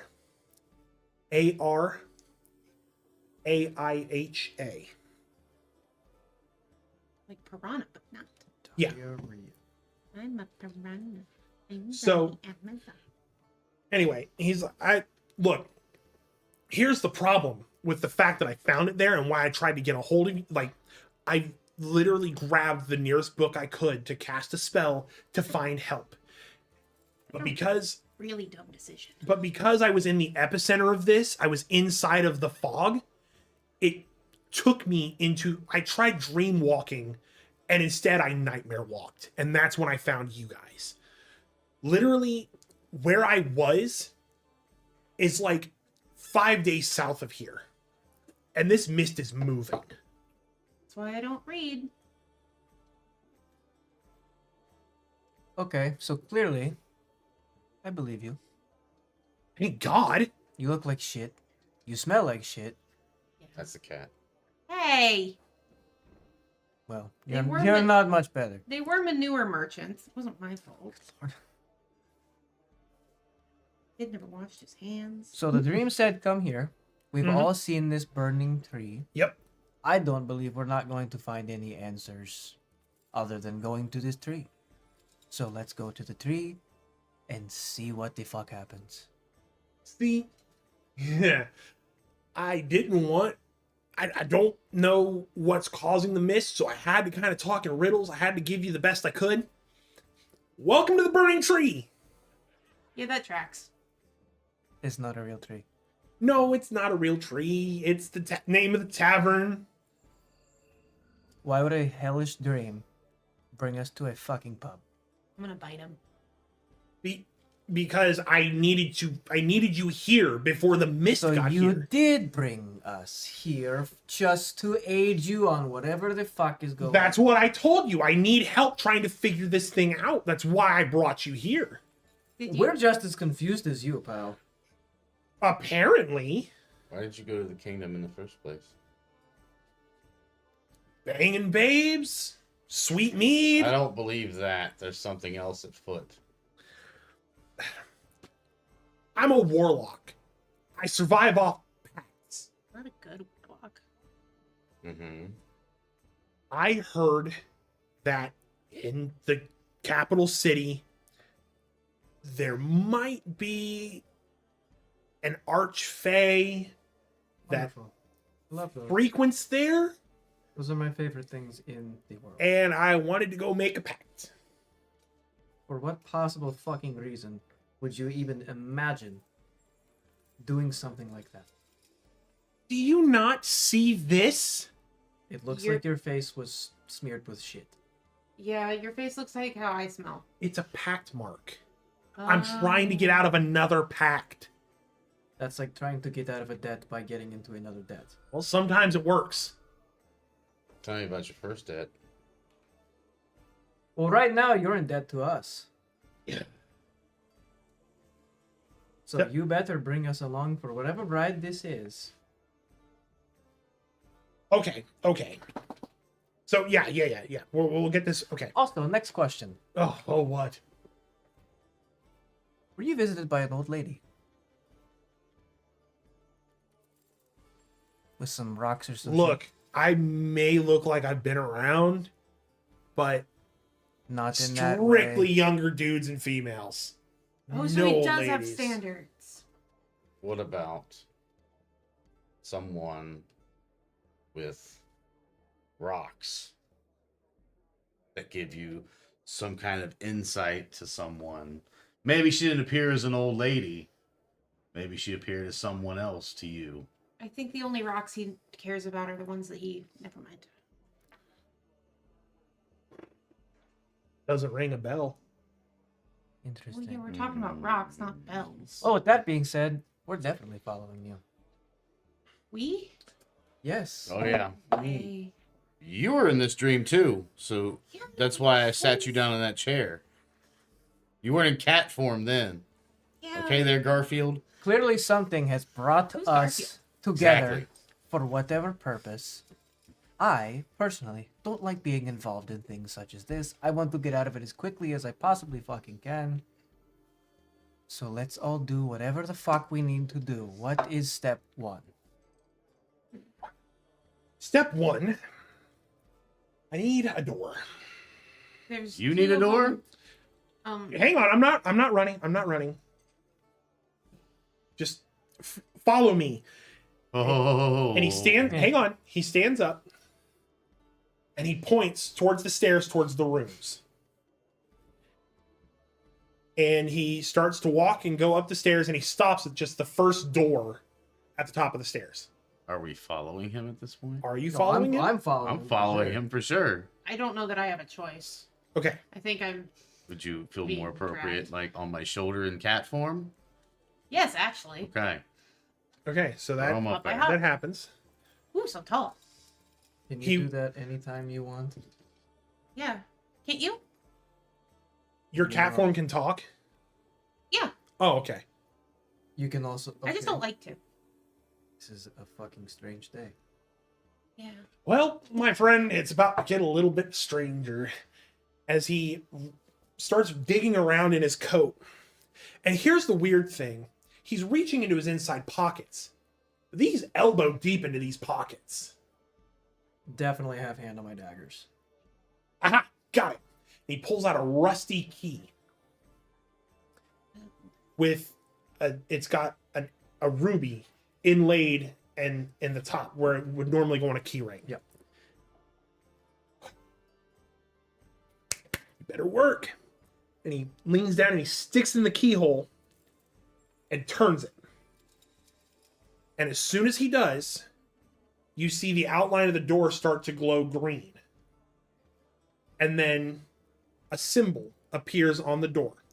Now, what the symbol looks like, it looks like an M with a V over top of where the lines come down and a dot in the middle of that V.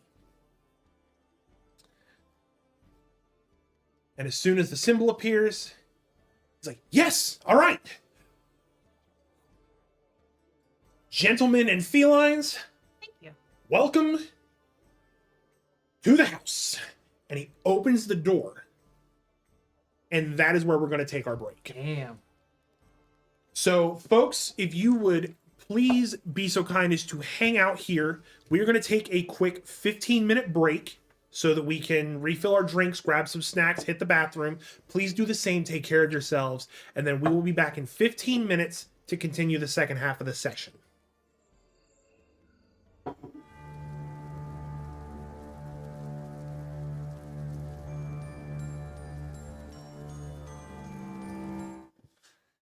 All right, welcome back, everybody.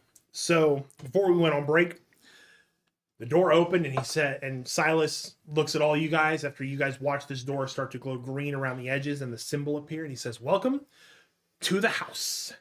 And as he swings open the door, instead of seeing what you thought would have been a tavern room, it's the foyer to what looks to be a pretty lavish house.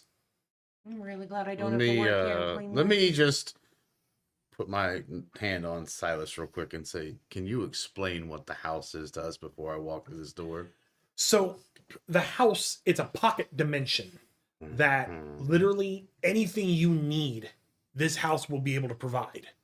I use it as my base of operations, so I'm not having to pay for a room. As long as I can find a door with a keyhole to put that magic key in, I can enter the house. Okay. It's Is that the only key? If we need more keys, we can get the house to make more keys. Okay. That's not an issue. Okay. It's good to know. Yeah.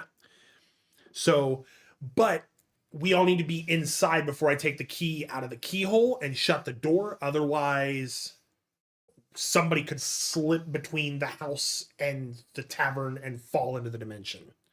So, Where is the house? anywhere and everywhere all at once. Interesting. Okay. What do we see when we go into the house? So, Have we it's- walked in the house yet? if you haven't walked in yet, you can see through the door. It literally, it's a Like peering into a chart. The Right, yeah, yeah. Yeah, that's kind of yeah, what I'm it's like saying. you're peering in. It's obviously way bigger than a tavern room. It's the foyer to what looks like a mansion. Oh. There's a big staircase in the middle of it going up into two different directions. You can see kind of catty corner into what looks like a study with a library. There's a fire going. There's other rooms off to the other side. So it definitely looks, it's bigger on the inside. Do we have to have anything to get into the house? I have invited you in. That's all you need. All you need is the door to be open and to be invited in. As you go to walk through the door, I'm just gonna brace myself because Ow. if you drop me, I'm fucked. Ow, cat! I'm sorry. Just don't drop me. Okay, you're on the shoulder. I really can't drop you anywhere. You fall off, that's your own fault. Do you also step in, Bailey? Mhm. Okay, so as you step in and you guys take that step and you're expecting, you're kind of expecting the floor to do that fun house thing where it's like you're on two different levels. You go, oh shit. No, it's solid. Huh? It's like it's meant to be there. Oh. And as you step fully in, Silas steps in behind you, turns around, and he's holding the edge of the door. He takes the key out, and he kind of keeps it in one hand as he shuts the door behind him. And you see, literally, it looks like he's shutting that same tavern door. And then as soon as you watch the magic just wash off of it from the top down, and it just becomes this ornate oak door with that same symbol on it. Do I recognize the symbol? Roll an Arcana check. Ooh.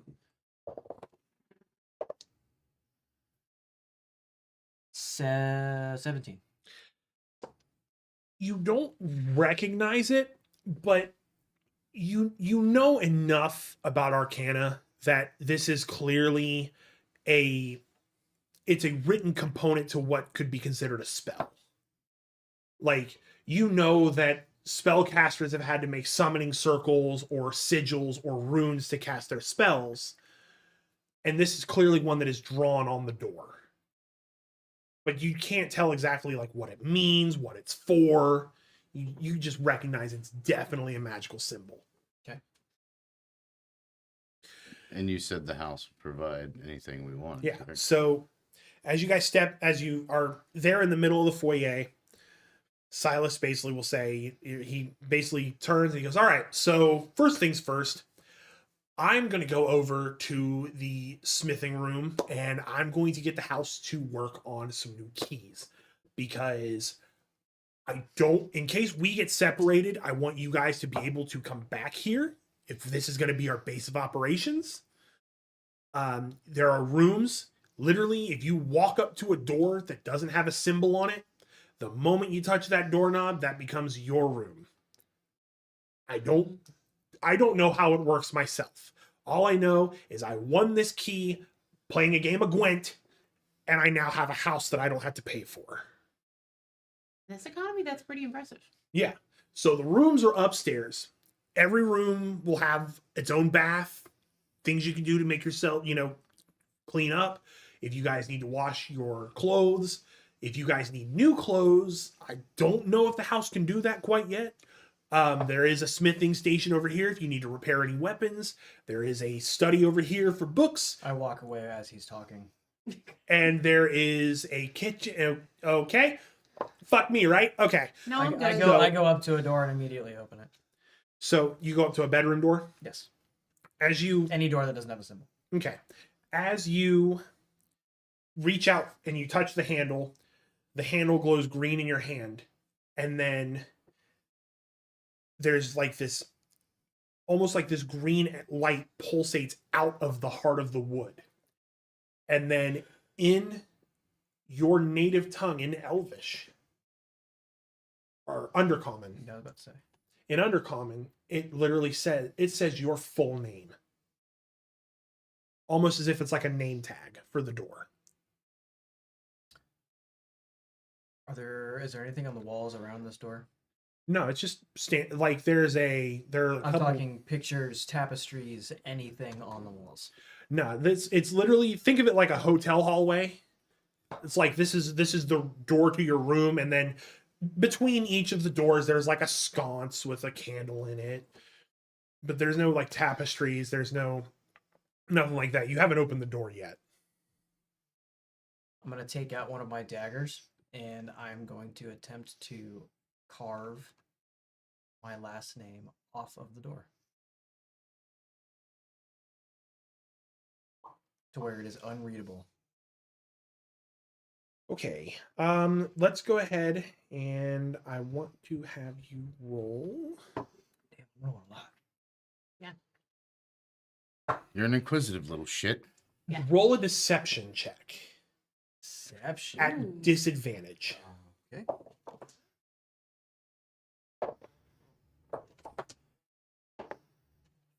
My first roll was a fucking natural 20.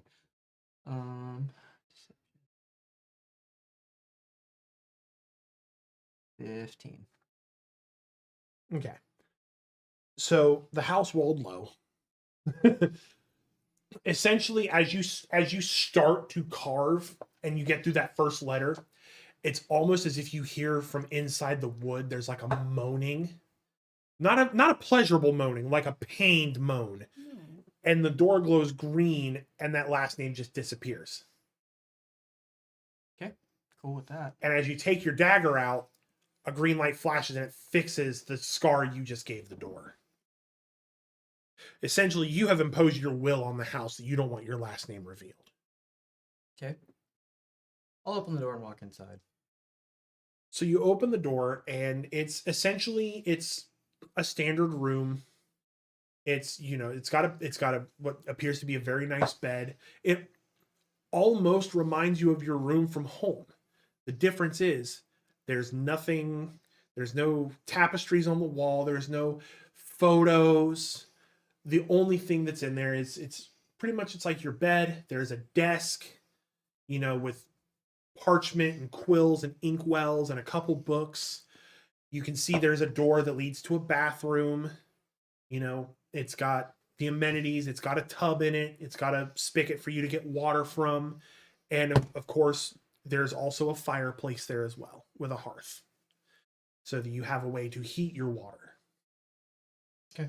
I'll leave the room and rejoin the group. Okay. Welcome back. Well, I would Did- like to go to the library. okay. So Am I still on your shoulder? Sure. Yay! Careful with the door handles. Oh. They glow. Oh. I'm not picking that as my room. I'm going to the library.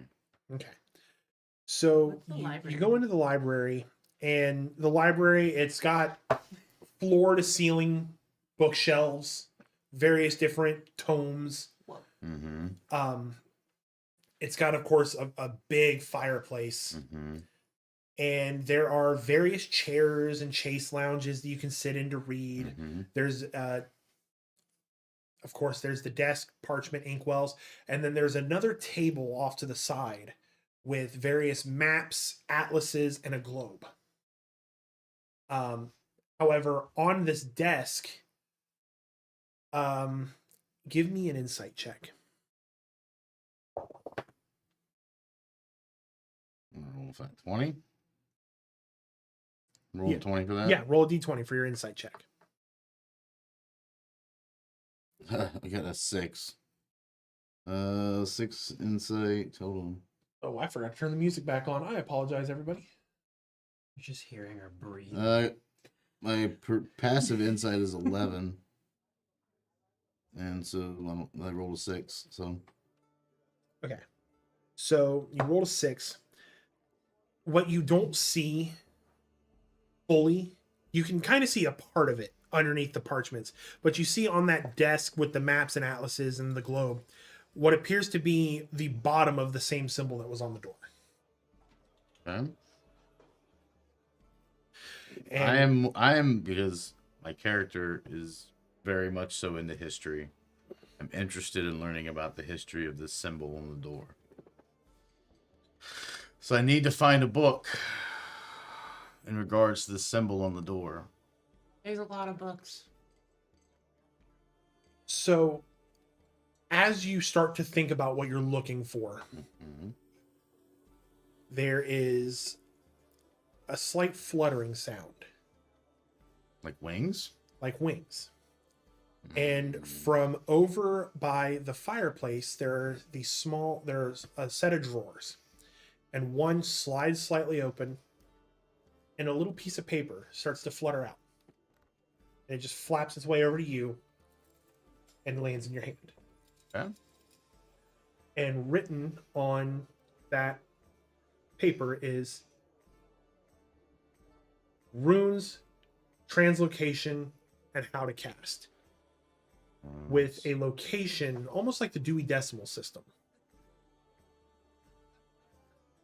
Runes, translocation, Dewey Decimal System. Sir Dewey of Decimal. I have to ref- Lots of scribbles. So, as you're reading it, it's essentially trying to tell you where the book is in this giant library. Okay. Okay, I see the Dewey Decimal System. And of course, you're looking around, you're looking at all the books, and then you kind of hear this soft, like little, as the paper flits up and flies over towards the shelves, and it just kind of hovers on one book, and it almost kind of looks like it's the shape of an origami bird at this point, and it's trying to peck and pull the book off the shelf for you. Well, let me go over and grab the book. I don't like that. as you take the book, Take it easy, cat. as you take the book, the paper just kind of flits a little bit, and then just straight into the fire. Uh-oh. A bit aggressive. No, it just job was done. A bit aggressive. Because in your hand, you're holding runes, translocation, and how to cast spells. Well, guess I have no use for this. So I will pocket that particular item. The book? It's a book. I thought it was a piece of paper. No, the piece of paper flew itself into the fireplace and burned. Oh, okay. So, Its job was so now done, I and it have, just went. I have a poof. book with You have the book in your hand. that I wanted Yes. about the symbols. Yes. Okay. I would like to sit down and absorb this book. You gonna eat it? Not eat it. No, calm down, cat. Okay. You said absorb. Read, absorb this knowledge, this history of this symbol. I don't know how to do that either. It was fine. So, as you're reading, are you just chilling while he's reading? Is there anything you wanted to do? I'm gonna jump down and like go explore this library a little bit. Okay. Maybe wander back out into the hallway. Where's Silas at this point? So Silas is still in the smithing room, and Okay. you can hear in the smithing room the sound, the clinking, clink, clink, clink. Mhm. But that's just coming from down the hall in the smithing room. Okay. If you're still out in the foyer kind of area. Okay. I'm gonna go ahead and go upstairs and see if I can find a door that feels right, I guess. I don't know. Okay. So as you go up the stairs and you're kind of moving around, you see the one door already has what looks like carvings on the wood. Mm-hmm. You can't tell what it says, No. but that's Yarval's room. Okay. But I might be giving you a little more information than you need. And then you see on either side, further down the hall, there are more doors that don't have anything on them, but there is one at the very end of the hallway as you go up the stairs and to the right. Mm-hmm. There's one at the very end with the same markings that's over Silas's eye. And there's a great big iron padlock on the outside of the door. But not that one. Alright. I'm gonna turn back in a halfling form because cats can't do doorknobs. And I'm gonna try for the doorknob on the door next to what I'm assuming is his. Okay. So you reach out and you grab hold of the doorknob and it glows green in your hand. It doesn't burn. It's just bright I'm gonna light. Flinch a little bit. As you flinch away, the light fades. Okay. I'll go back to trying to open it now. As you do, it glows again, and you see the heart of the wood start to glow green as there's not words appear on the door, but a paw print that looks very similar to one you know. Hey. And then you hear this strange, almost like the wood is splintering, as towards the bottom of the door, it's breaking itself open to form a cat door. Yes! Does the cat door also have a tiny doorknob? The cat door does not have a doorknob, but it does have a flap. Yay! Cat flap! Alright, well, I'm gonna go in the door, and just... Thanks. That's actually really considerate of you. And you just kind of hear the house just kind of... almost like a contented sigh. Because I didn't stab it. I don't like that the house breathes. Most houses do. You get used to it. Tell me there's a litter box in this room. I'm Door's not open yet. potty trained, mostly. Bucket trained. Hey. So I go in, and, what do I see when I enter this room? So you enter the room, and you do see there is a bed, and it is a round bed.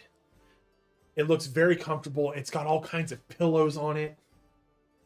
There is a desk, but there's no books. There is parchment, inkwells, quills, things of that nature. Over in one corner, there's a cat tree. And Love this. as you look over towards the bathroom, you see it's got a toilet, Uh-huh. or I guess indoor outhouse, A loo. a loo. It's got a tub. Yeah. There is a litter box in the corner if you choose to use it. I don't need that, but thank you. And just like in Yarval's room, you also have a fireplace with a hearth and something to hang your iron water bucket from to heat your water for your bath.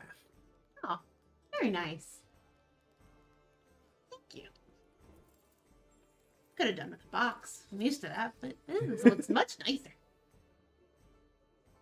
I like this place. Am I So you're Library. reading. You're in the library reading. reading? You can Yes. stop at any time. I want to finish this book. Okay. Where did you want So- to go to? I'm in the main room still, just kind of seeing if there's anything here of note that I can take in that would be relative to why we're here. Okay. So as you're reading and you're flipping through the pages, you see the symbol that was on the door. It is an M with a V over top with a dot in the middle. And what you read on that page is that it is a temporal dislocation rune. Essentially, it is meant to create a pocket dimension that you can hide anything in. You can use this rune as well as attuning to that rune in order to create a doorway. However, it does require the use of an outside element that connects to what you are trying to go to.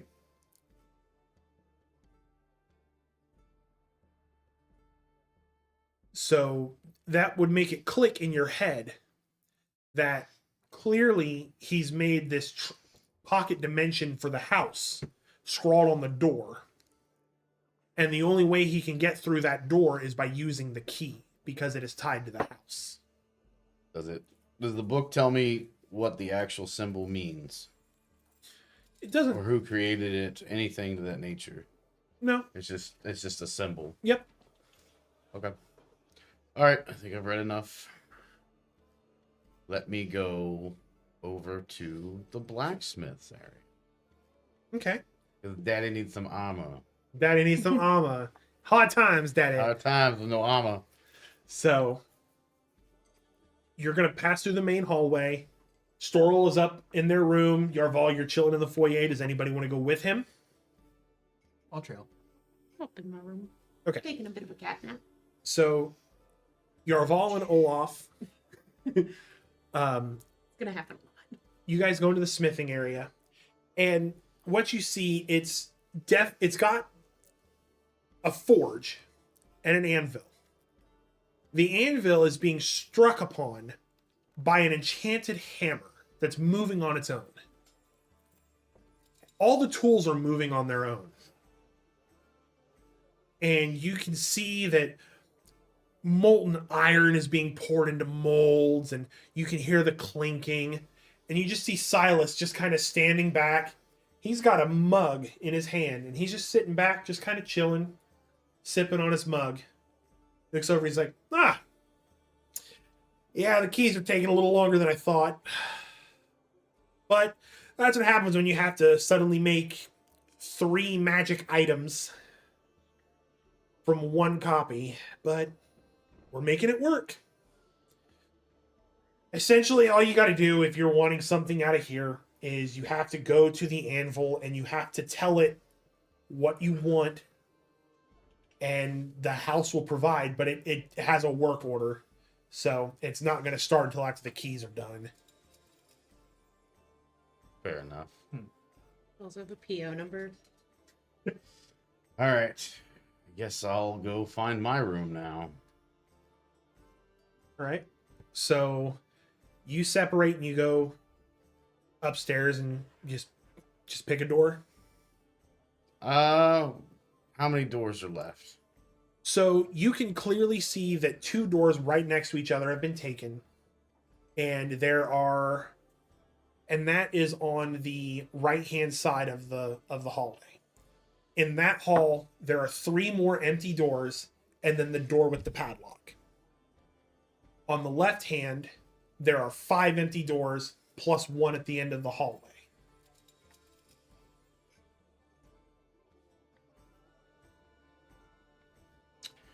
Let me go with the room right next to all of them. On the right, or on the left. Roomies. So you said on the left? The left. Everything you own in the box. Okay. The left. As you reach out to the handle and you take a hold of it, once again, the doorknob starts to glow green, and the heart of the wood glows, and the door scrawls your name, Olaf von Dustysmuffler. And then, as the glow fades, the house just kind of, almost like it had to work for it. Long name. I'm still down with. Yeah, you're still down with Silas. Okay. Guess I'm gonna go inside. Take a look around. So you open the door, and similar to where you grew up with the monks, you don't have a bed, you have a bedroll. And you have, instead of a desk with a chair, you have like a small desk that you can sit on the floor at. There are books, parchment, quills, inkwells. You do have a hearth and a fireplace.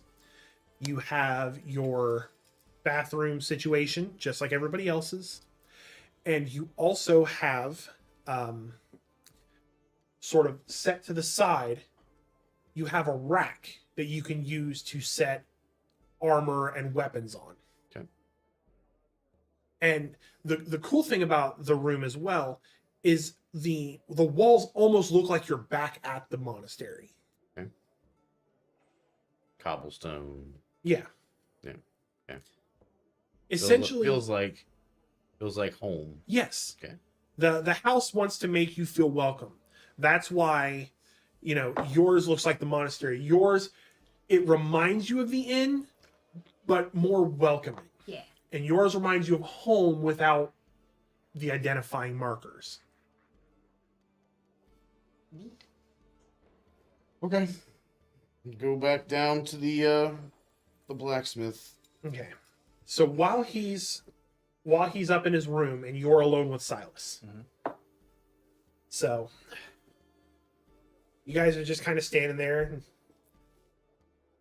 Silas just kind of goes, "Would you like a pint, or I don't drink. you don't talk a whole lot either? You look like what you mostly do is judge." Yep. Yeah, we're gonna get along swimmingly. Hope so. For your sake. Oh, all right. Well, that's how we're gonna do things here. Oh, I'm not threatening by any means. Oh, let me guess. It's not a threat. It's a promise. No. Just words. Mm-hmm. Words are something that I am particularly gifted at. Well, here's the thing, Captain Word Gifted, is that words can hold a hell of a lot of meaning to both the person saying them and the person receiving them. And a lot of times you don't know how much meaning they have and how much power they hold. So trust me, as a guy who uses words a lot for shit with power, what sounds like a threat might as well be. Take it how you want. Mm-hmm. But you may not be the only one that understands the things you just said. You don't know anything about me. I don't know a whole lot about you. Well, here's one thing you can understand. I've let you into my home, my magical house. You can literally have anything you want. Everybody done fucked off before I could tell them that the kitchen could serve them anything they want to eat. And I haven't tried attacking anybody because I'm just as freaked out as you are that this is even happening. I didn't think it worked.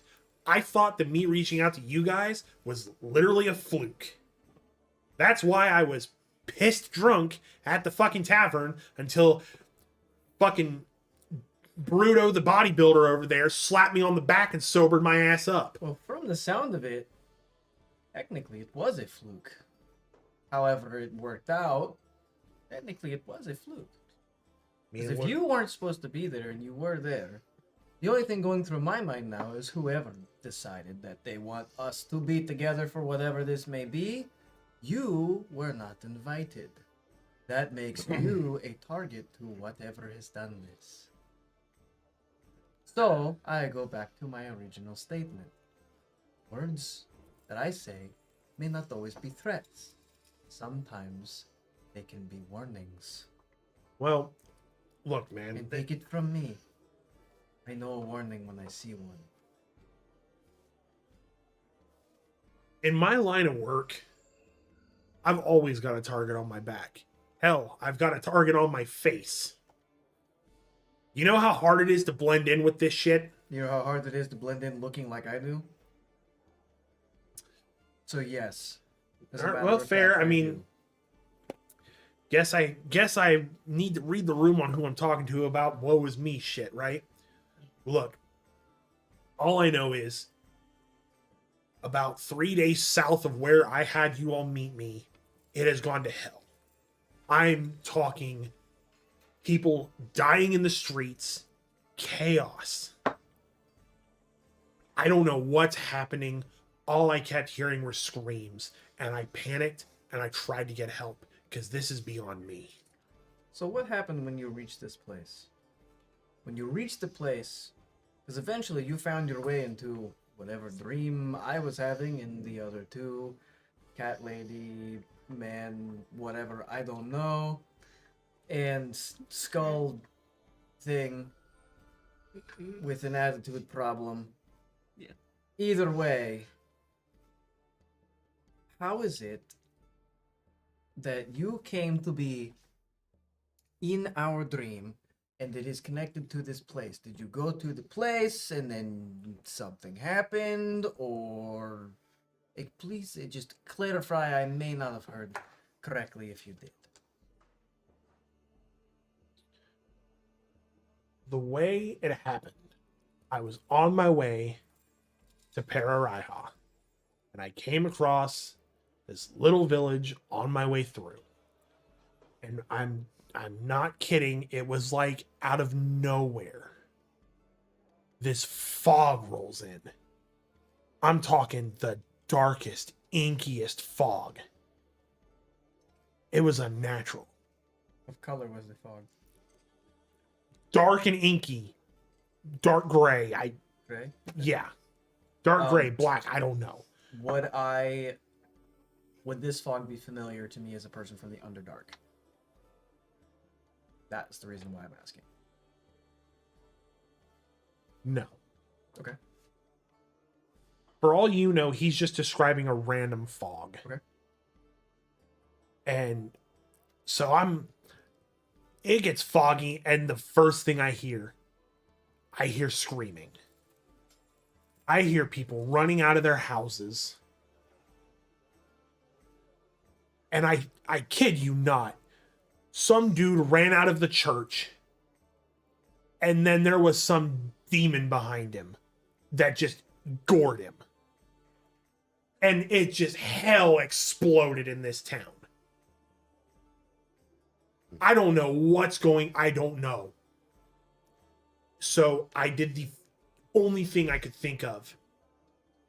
And I hid for cover in the nearest place, which happened to be somewhere that had a repository of books.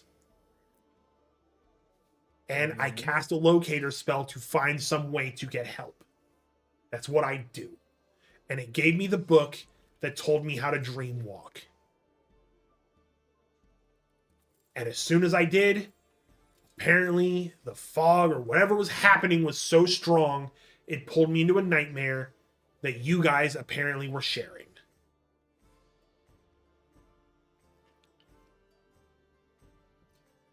You went to a book that told you that you could get help, and the help that you received was us terrified in a dream.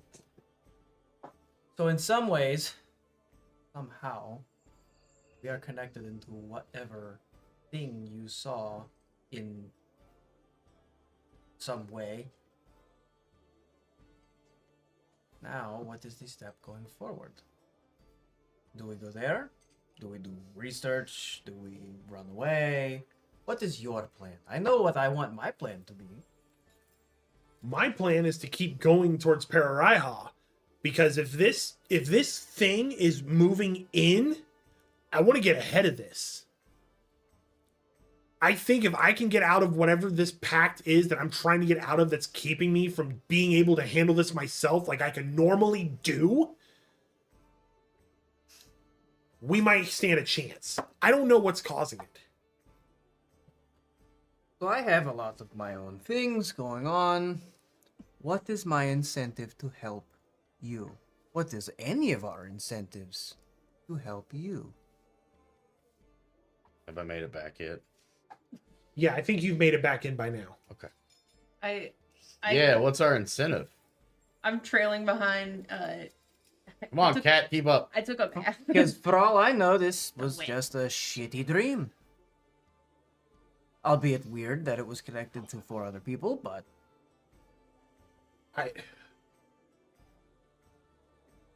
I honestly, I don't know what to tell you. I wish I could give you a solid incentive, and you can kind of see as he's saying it.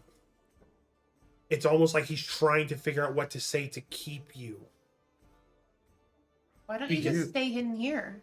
You mentioned before that you're At least pretty nice. trying to get rid of your pack that you're already marked for. Why? and who with? And why are Or we what with? and you basically want us to help because whatever was in that city is important to you. And also when, I guess. Everybody asked all the good questions. Well, I don't know, I don't speak for Go him, ahead. but I feel like there's more to this story than we're getting. Just because you went there and there was something terrible going on, there's some kind of power there that's beyond our reach and your reach, and you need our help. Roll a persuasion check for me. Bailey, roll a d4 since you're What about also- intimidation? I have an intimidation. Well, okay. So I guess that's going to be the question. Are you trying to scare the info out of me, or are you trying to get an honest answer? You know what? Sure, no one's pulled a weapon yet. I'm gonna pull the axe. All right, so Bailey, don't roll anything. Oh boy. I am going to kind of I'm not going to actually if hold it over my head. if but I'm he's gonna... if he's there and you're there, I'm gonna be kind of sort of where I am now, maybe a little closer, and I'm just gonna wave my hand up at him Oh, without saying a word, without looking at him. It's as if I know that's where he was going to go with this, and I'm Roll- gonna raise my hand up while maintaining eye contact with Silas. roll a perception check for me on that. Just standing by the door watching. 17. Okay. So you're able to perceive that that's what he's doing. So then what I want to happen now is if you're trying to stop him from intimidating me or intimidating Silas, roll a persuasion check against his intimidation check. Okay. Rolling 20. Yep. I want to feel included. That's a 2 + 4. All right, so you got a 6. 16. Okay. So you go to draw your weapon Mm-hmm. because here's the thing. The intimidation check wouldn't have gotten to Silas. Sure.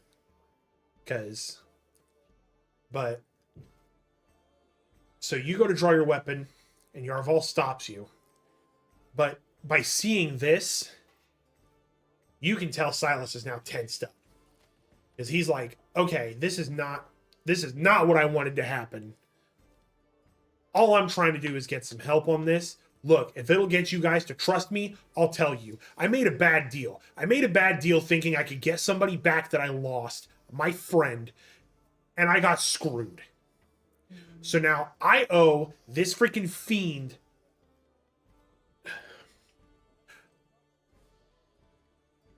I owe him 12 years of my life.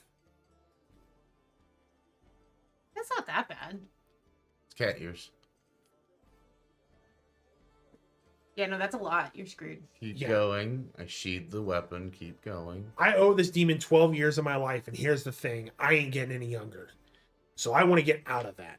So I figured if I can find this archfey that I've heard has some sort of pull, and I can make a pact with something else. I don't know what yet. I'm going about this plan by the seat of my pants. It's how I do everything. But back to Pointy Ears' point here. What do we all get out of this? Where'd you get a rabbit's foot? It's my special gimmick. Oh, okay. You got that mound of incense. What? Back on the subject, cat. What? Oh, shit. Yeah, that. Sorry. Forgot it was there. I don't know. Maybe if we get to Pararaiha and we can warn them about what's happening, maybe they'll give us a reward. I don't know. This thing, I don't know. That's the honest answer I can give you. Do you deal in maybes? I don't deal in maybes. Unfortunately, I'm forced to. But Feeling baby? What? there's maybes. there's always a but. I deal in maybe buts. Baby butts? Maybe buts. I'm so It's a confused. word. We'll Okay. get there. I'll make you a deal, Silas. You keep proving yourself just like you did with the door. We'll see. I can do From that. my perspective, I don't speak for him or the cat. As far as I'm concerned, from what you're saying, and if what you're saying is true, and I'm inclined to believe it is because you look like you're about to piss yourself even more than you already have. That might be the ale. My point in case, you and I are not so dissimilar. I am inclined to believe you. Question is, there was one other in this dream. What do we do about this one? I don't know. I'm hoping he shows up. Shows up where? I think you would like this house. Well, here's the thing. If we go to whatever the Rarey. fuck, Rana, yeah. common It's is not not fish. my first Calm tongue, down. bear with me. If we go to this place, how does this guy know to come to this place? He does not know about this house situation. We knew to come here from some strange old lady. What if old lady gives him instructions to come to Burning Tree place and not to where we're about? Wait. to? Wait. So you're telling me that so this old lady thing he was talking about earlier is not just some, no offense, not some delusion? No. Like you also had some old lady? The old lady was real. I did Yeah. not speak to the old lady. She was really nice. She matched the same description that he gave She was with the playing- same runes. Playing with rocks. They were rocks. I refused to engage. Instead, she left a note with the barkeep for me. I read the note. I don't like to stay in one place for too long anyway, so I came here. Wait, did she give you something too? No. Okay. Roll a deception check, Knew that was coming. and I need you to roll an insight, or no, perception check. Natural 1. That would be a 10. You can tell he's lying. So what'd she give you? A piece of paper. With, like, her address on it? A piece of paper. She gave me a piece of paper. That's stupid. Did you look at the piece of paper? Read it and burned it. I have a hard time believing that.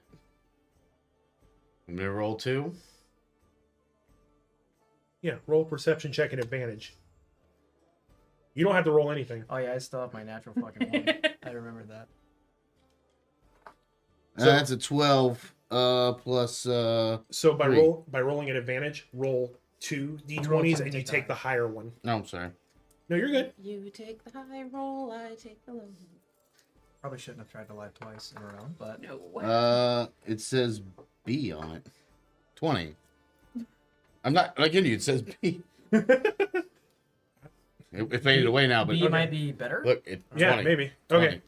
The high. So, yeah, you tell he's lying about that too. Hey, listen, real quick, if I can help you out. Words have meaning, and I've been nothing but truthful with you guys. So maybe you should be truthful with each other, because that's probably the only way we're going to get through this. I got nothing to hide. I got some rabbit's foot on a chain. It's kind of a weird gimmick. I got this. It smells weird and I can't eat it. Is that shit? No. No. Wait.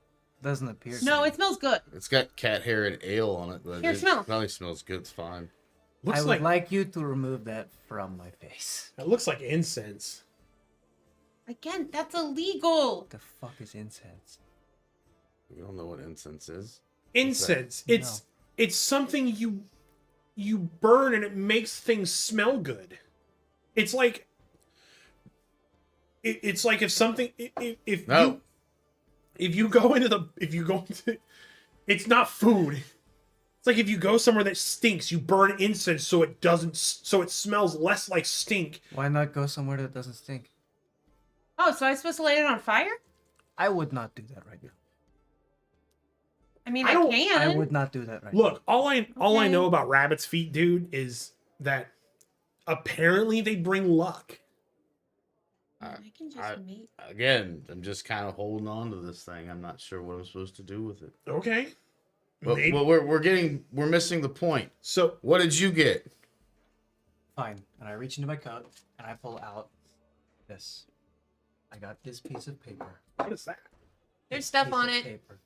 May I see it? Lion sack May I of see it? shit. I will preface. He makes a point about being truthful. Yeah, I've been nothing but truthful with you from the beginning. There is a reason why I am not giving the whole truth about a lot of things. One, I do not want to put myself in any more danger than I'm already in. Two, I have no reason to put any of you in any more danger than you are already in. Too much information can be a bad thing. Look, sir. I appreciate you looking out for me. We all know you were looking out for yourself, and that's fine. If we're gonna work together, let's work on being honest first. How about that? Fair enough. I gotta have your back. You gotta have my back. The cat's gotta do whatever the cat does. Oh, it's pictures. That's so much cooler. It's blueprints. I am aware. That's definitely black ink. What is it? Can I see? Yeah, it looks like blueprints for some kind of What is device. It's Some weird boomerang. It is. that an And I axe? grab it and I snatch it out of his hand. Okay. It is something none of us know anything about, and I'm not going to go tinkering in things that I don't know anything about. It's fine. And that is the truth. That's fine. That's fine. That's all I want. Okay. I wonder. And if we are going to start being truthful and not mysterious and boring, we can start with each other's names. Because all I know you as Big Skull Guy, and I know you as Cat Person. Shall we discuss this over dinner? What was you thinking beforehand? You had a little thought going on there. What? Oh, yeah, there is over by the anvil. I think maybe if you set the blueprints on the anvil, the smith might be able to figure something out. If it's taking this long to make a simple fucking key, I'm not putting this complex piece of shit on there. Okay, hurtful. Try later. They are done. If, I could have gotten a word in edgewise on it, but yeah. My name's Olaf von Dustysmuffler. for the record. Interesting. And you are Yval. Yval. Oh, I'm Storal. Hold on. I'm trying to do produce flame cantrip, and I can't remember how to do it. How about you don't like that right now? Yeah, But I it's- definitely advise you twice to not do that. Please don't burn my house down. We are in a pocket dimension. It's incense. At least wait until we're outside. Do you want your insides to become Stop. your outsides? Stop. I can't eat it. I can't light it on fire. I'm not trying to eat the I'm rabbit's not foot. saying you can't light it on fire. I'm advising you to not do it indoors. Yeah. Fine. I'm Storal, by the way. Okay. All right. Can you just change into a cat? Is that the only thing you can change into? Yeah. Okay. You can't turn into anything? No. That's weird. Well, there's one thing, and I don't think anybody wants to see it in the house. Oh, Interesting. kinky. What's up with the skull face? Ask the guy who took the skull from. We don't ask people Fair why enough. they look the way they look. You, I am starting So- to It's like. not nice. Okay. Just so you all know, what I just rolled is from what you just said. I want to see if Silas can guess that you're a barbarian.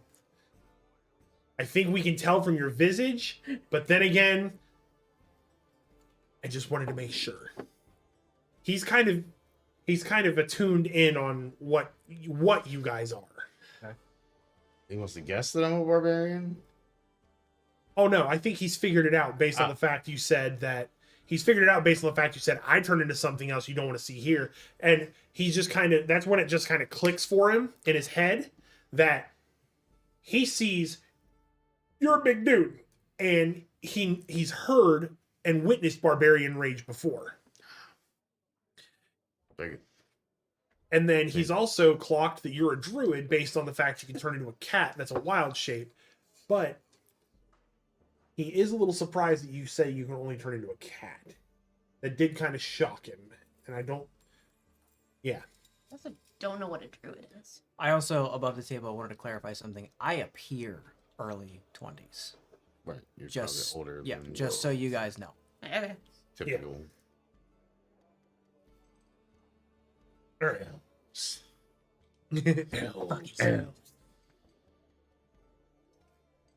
So here's my thought. First off, and he walks over and he sees that the keys are done. Mm. Well, this is weird. I had to make 4 keys because the mold fits 4, but then again, it works. And he hands each of you a key. It is just like the key he used. It is a heavy iron key with a ruby inlaid where it would normally go on a key ring. Are these also rusty? No, these ones are pristine. Neat. So first things first, you now have your way into the house. And as soon as he takes those keys out of the mold, the forge immediately gets on what you were wanting. Armor. Yes. And it just immediately starts clinking away. And Silas kind of looks over and he just goes, "Oh, all right, well, that could be useful, I guess." Want I to don't walk know. around with the taco meat out? The hell's a taco? I don't. It's from the southern part of the country. All right then. Here's my thought. Team. Don't like it. No. Hard veto. All right. Here's my thought. We're apparently missing somebody, and the only thing he knows is to go back to the burning tree. So, let's head back to the burning tree. Is my armor done? You said something about food. We can eat. Okay. If you guys want to eat first, it'll save you from buying stuff when we go back to the tavern. Oh yeah, I don't have any money. That doesn't surprise me. I'm going to head up to my room for just a moment, freshen myself, and I will be back. Okay? And as I do that, I go up the stairs, up to where the rooms are, and I don't go to my room. Sneaky. I attempt to enter Storal's room. Oh. Oh, Storals? Because I wanna see what happens. Snap. I want to see if I'm allowed in the room. Stay away from the lock. So, You won't fit through the cat flap. Well, there's a big door too. From Yeah. what I understand, it was a big door with a cat. Yeah, I'm just letting you know. Okay. You reach for the door handle. Mhm.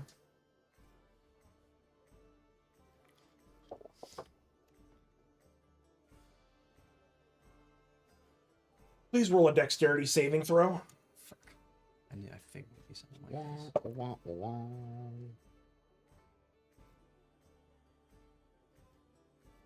12. That's rough. House buddy. rolls an advantage. And that did not beat the 15 the house rolled. Damn it. You reach for that handle. And suddenly, the door just pushes out and smacks you against the wall behind you and yanks itself back. Did we hear this? Yes, you hear a very loud bang. We all gotta go running. Yeah, And as I'm you all running. go running, including Silas, Silas stands at the foot of the stairs, seeing as the door comes back. Here's a tip. The house is very keen on protecting the privacy of who's in it. I was just checking for that specific thing. My fucking head hurts. If you wanted in my room, you could have asked. I had to check without permission. I don't want anybody snooping around in my shit. I don't think you want anybody snooping around in yours. You clearly don't give a fuck. You Well, seem like a person that gives a fuck. I You have- have a lock on your door. You have to have it So for I had to Aaron check about to it. see if I needed to put a lock on my door or my door would just not let anybody in unless I let them. Yeah, and before you get any ideas about the lock on my door, anybody who tries to pick it, do you ever wonder what it would feel like to suddenly have all of your atoms shred to nothing in an instant? Not particularly. What's an atom? You're adorable. Thanks. Don't try it. Okay. Wasn't planning on it. Good. Could I hit it with a really big axe? All I wanted One. to see Not was touching that it. The house will I- hit you back. I was ensuring the privacy. I'm not Okay. Gotta touching it. ask questions. I gotta know the rules. So, That's a really good point. all right. So now that Yval has discovered the fact that the house, The find out portion. yeah, Had to make sure. congratulations, you fucked around and you have found out. Had to make sure. It How- was strategic. Is he visibly injured in any way? Did he take damage? No, he didn't take any damage. The door basically was like, "Hey, fucking quit it." Yeah, knock knock. Who's there? The door. Oh. I'm gonna say, if you're hurt, I can fix that. Noted. And just so above the table, wouldn't have mattered what door I picked. Picked one. I- Just wanted to find out if anybody could go in anybody's room. All I wanted to know. The cat flap And has unfortunately, the the equivalent door of took an offense RFID to chip. Yeah. The door was not a fan of that. But now I know. Look, if we want to eat, we can head out. We can eat and head out. And hopefully, mystery contestant number 4 will have heeded my warning and gotten to Nigiriata by then. Armor, ale.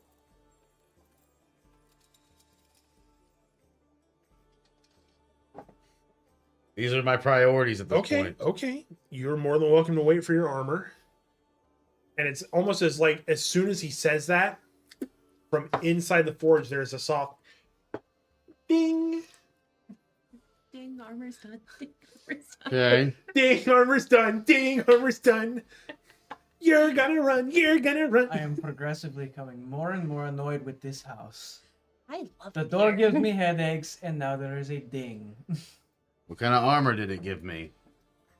Well, if you were nice to the house, It it would be gave nice back. That you. was nothing but not. That was nice. All I did was One just second. open a door. You think going in somewhere without asking is nice? Well, normally, the place doesn't take offense to it. You should really take a class on consent. Have You ever got opened the door plate and armor. the door hit you by itself? Yeah. That's what the whole don't let the door hit you on the way out thing is about. So, Never heard of it. Okay. this is a heavy armor Mm-hmm. with a weight of 65 pounds. A lot. What type of armor, though? It's plate armor. Plate armor. Okay. Breastplate? Or half plate? Breastplate. Or just plate? Just Just plate. Just plate Gotcha. armor. Yeah, just plate. Got it. Plate consists of shaped interlocking metal plates to cover the entire body. A suit of plate includes gauntlets, heavy leather boots, a visored helmet, and thick layers of padding underneath the armor. However, it has fashioned this plate armor to make the visored helmet look just like the skull you're wearing. Ooh. Buckles and straps distribute the weight over the body. It has an armor class of 18 and a strength of 15, but you will now roll all stealth at disadvantage. Yeah, I see that. Okay. Stealth D. Yep. Sleight of hand D. Yep. Athletics D and acrobatics D. Yep.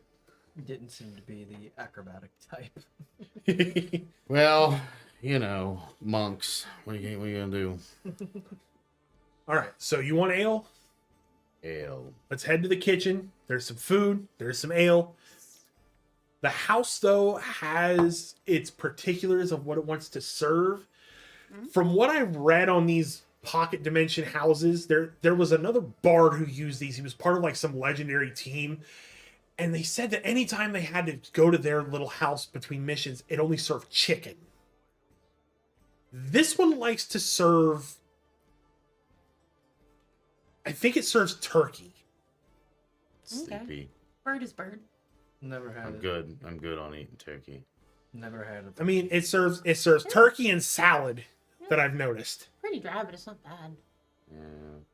Tastes a lot like Turkey makes you sleepy, and I'm not in the mood. But- tastes a lot like Dove. What But the ale is delicious mead. it's like lettuce and Yeah. vegetables all tossed in a You've bowl. never heard of a salad?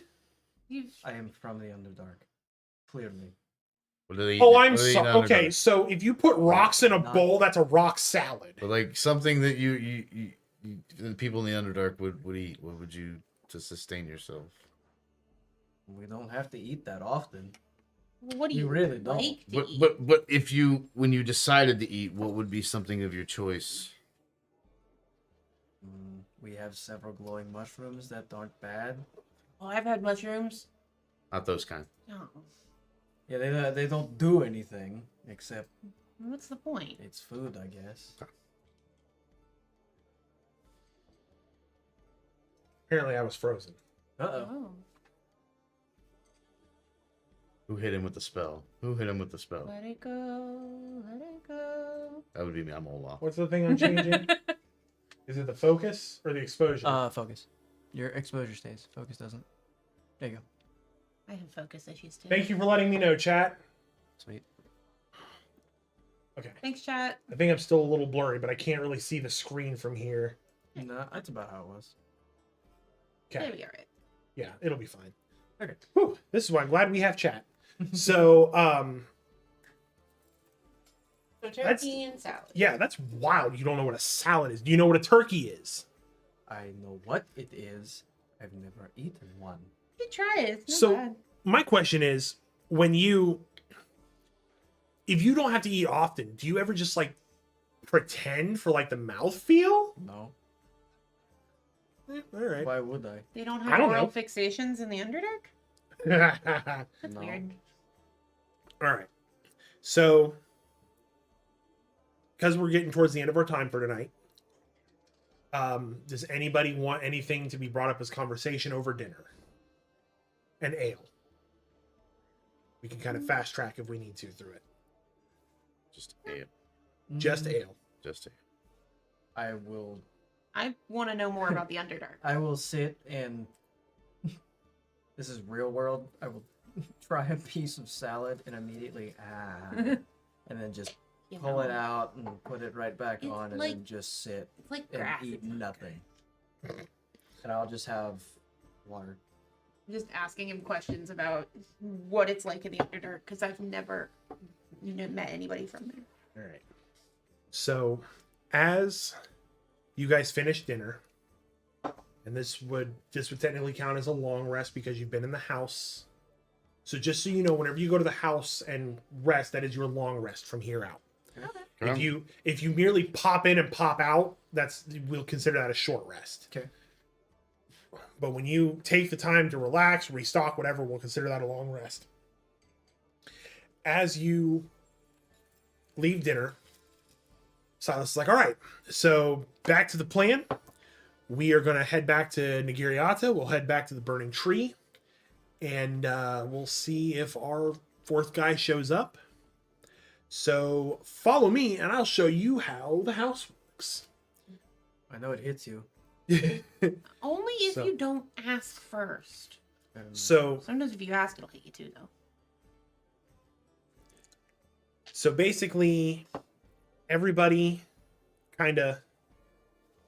we all go into the library and we go to the table that has the maps, the atlases, the globe. And as Silas moves the maps and stuff around, you see that on the table is the same symbol that's on the door. He goes, all right, cool. And he thumbs through and he's like, I just had it out here. Where did it go? There it is. And he grabs a map of the town of Nigiriata. Mhm. And he sets it on the center of the symbol. And he takes a like it's a pin. He takes the pin and he puts it right where the burning tree is. And as soon as he does that, the globe starts to glow green and starts to spin. Ooh. And you hear a humming from out in the foyer. Oh, it appears it's working still, so that's good. And as you guys head to the foyer, you see that the door has shifted back to that same style of door that leads to the rooms in the tavern. And it is glowing green with the symbol lit up. However, you hear from the other side of the wood commotion. Oh, shite. Oh, don't fucking tell me. And Silas just immediately pops his collar and charges through the door. And you see that as he opens the door, instead of swinging in, it swings back out. And he charges in, and you see it's back in that same hallway. And now you can hear the commotion is louder. You hear voices overlapping, and there's a lot of sound of concern. Oh, did the band keep playing? I don't think this is a Magical band. items. And then I follow Silas Magical through. items. So, you guys follow? Yeah, I said I don't think this is a Oh, band, okay. and then I follow Silas. Yeah, I don't run away from a fight, so I don't want to be in the Get up house here, cat. alone. Okay. Turn into a cat. Hop on your shoulder. So, you guys come downstairs, and it is... You notice that the tables have been picked up and put in the windows of the tavern. As if blocking from something. And you see people are stacking things in front of the window, stacking things, almost like they're preparing for something. And it's just commotion. And you just see Silas holding a man. And this man clearly is wearing wizard's robes, has a staff on his back, and he's holding him up. Gandalf. No, he's not Gandalf. But he's holding him up. Of course, you would show up after everything. We came here thinking you were going to get here, and now you're telling me it's coming? Do I recognize this person that he's holding up? All three of you recognize this person that he's holding up. Oh, no. I immediately draw my rapier. This was the fourth person in the nightmare. Oh. Hold the axe. Yeah. Hold my knife. Silas frustratedly sets him down. And with a flourish of his hands, two weapons appear. And as you notice that his daggers appear in his hands, there are more marks similar to what's on his face on his hands that glow. Because he's summoning his packed weapons. Mm. He turns around and he goes, "You remember the mist I told you about? Yes. Uh-huh. It's about 30 minutes outside of town heading this way." Oh. Wonderful. Fun times. Maybe I And should- that's where we're going to end the session. Ah, Of course. That tracks. Damn. Leave it on a cliffhanger. You know it. So, this has been fun. I do want to say I apologize for the technical difficulties that we've had tonight. Yeah, stream one. Yeah. We'll get it fixed and worked out. And Yeah. Echoes Team 1, Stream 1.5. Yeah. So, just so you know, that once we finish here and we go offline, we are going to trim out the starting, the break, and the end. And this will be up for future viewing for the next 2 weeks. And we are going to make some TikToks from here. So please let us know in the chat and in the comments what some of your favorite moments are so we know what to make content of. But with that, I am going to say that this has been a super fun and productive night. Yeah. I am excited to see where we go from here. you're saying don't go. This is so interesting to watch. I know, right? I Okay, love now that. imagine Thank you. being That's in awesome. it. Yeah, that's Right. I appreciate that. So we We're will not see gonna you play guys them? in 2 weeks. Until then, listen closely for the echoes, and we'll see you next time. See you guys. Bye.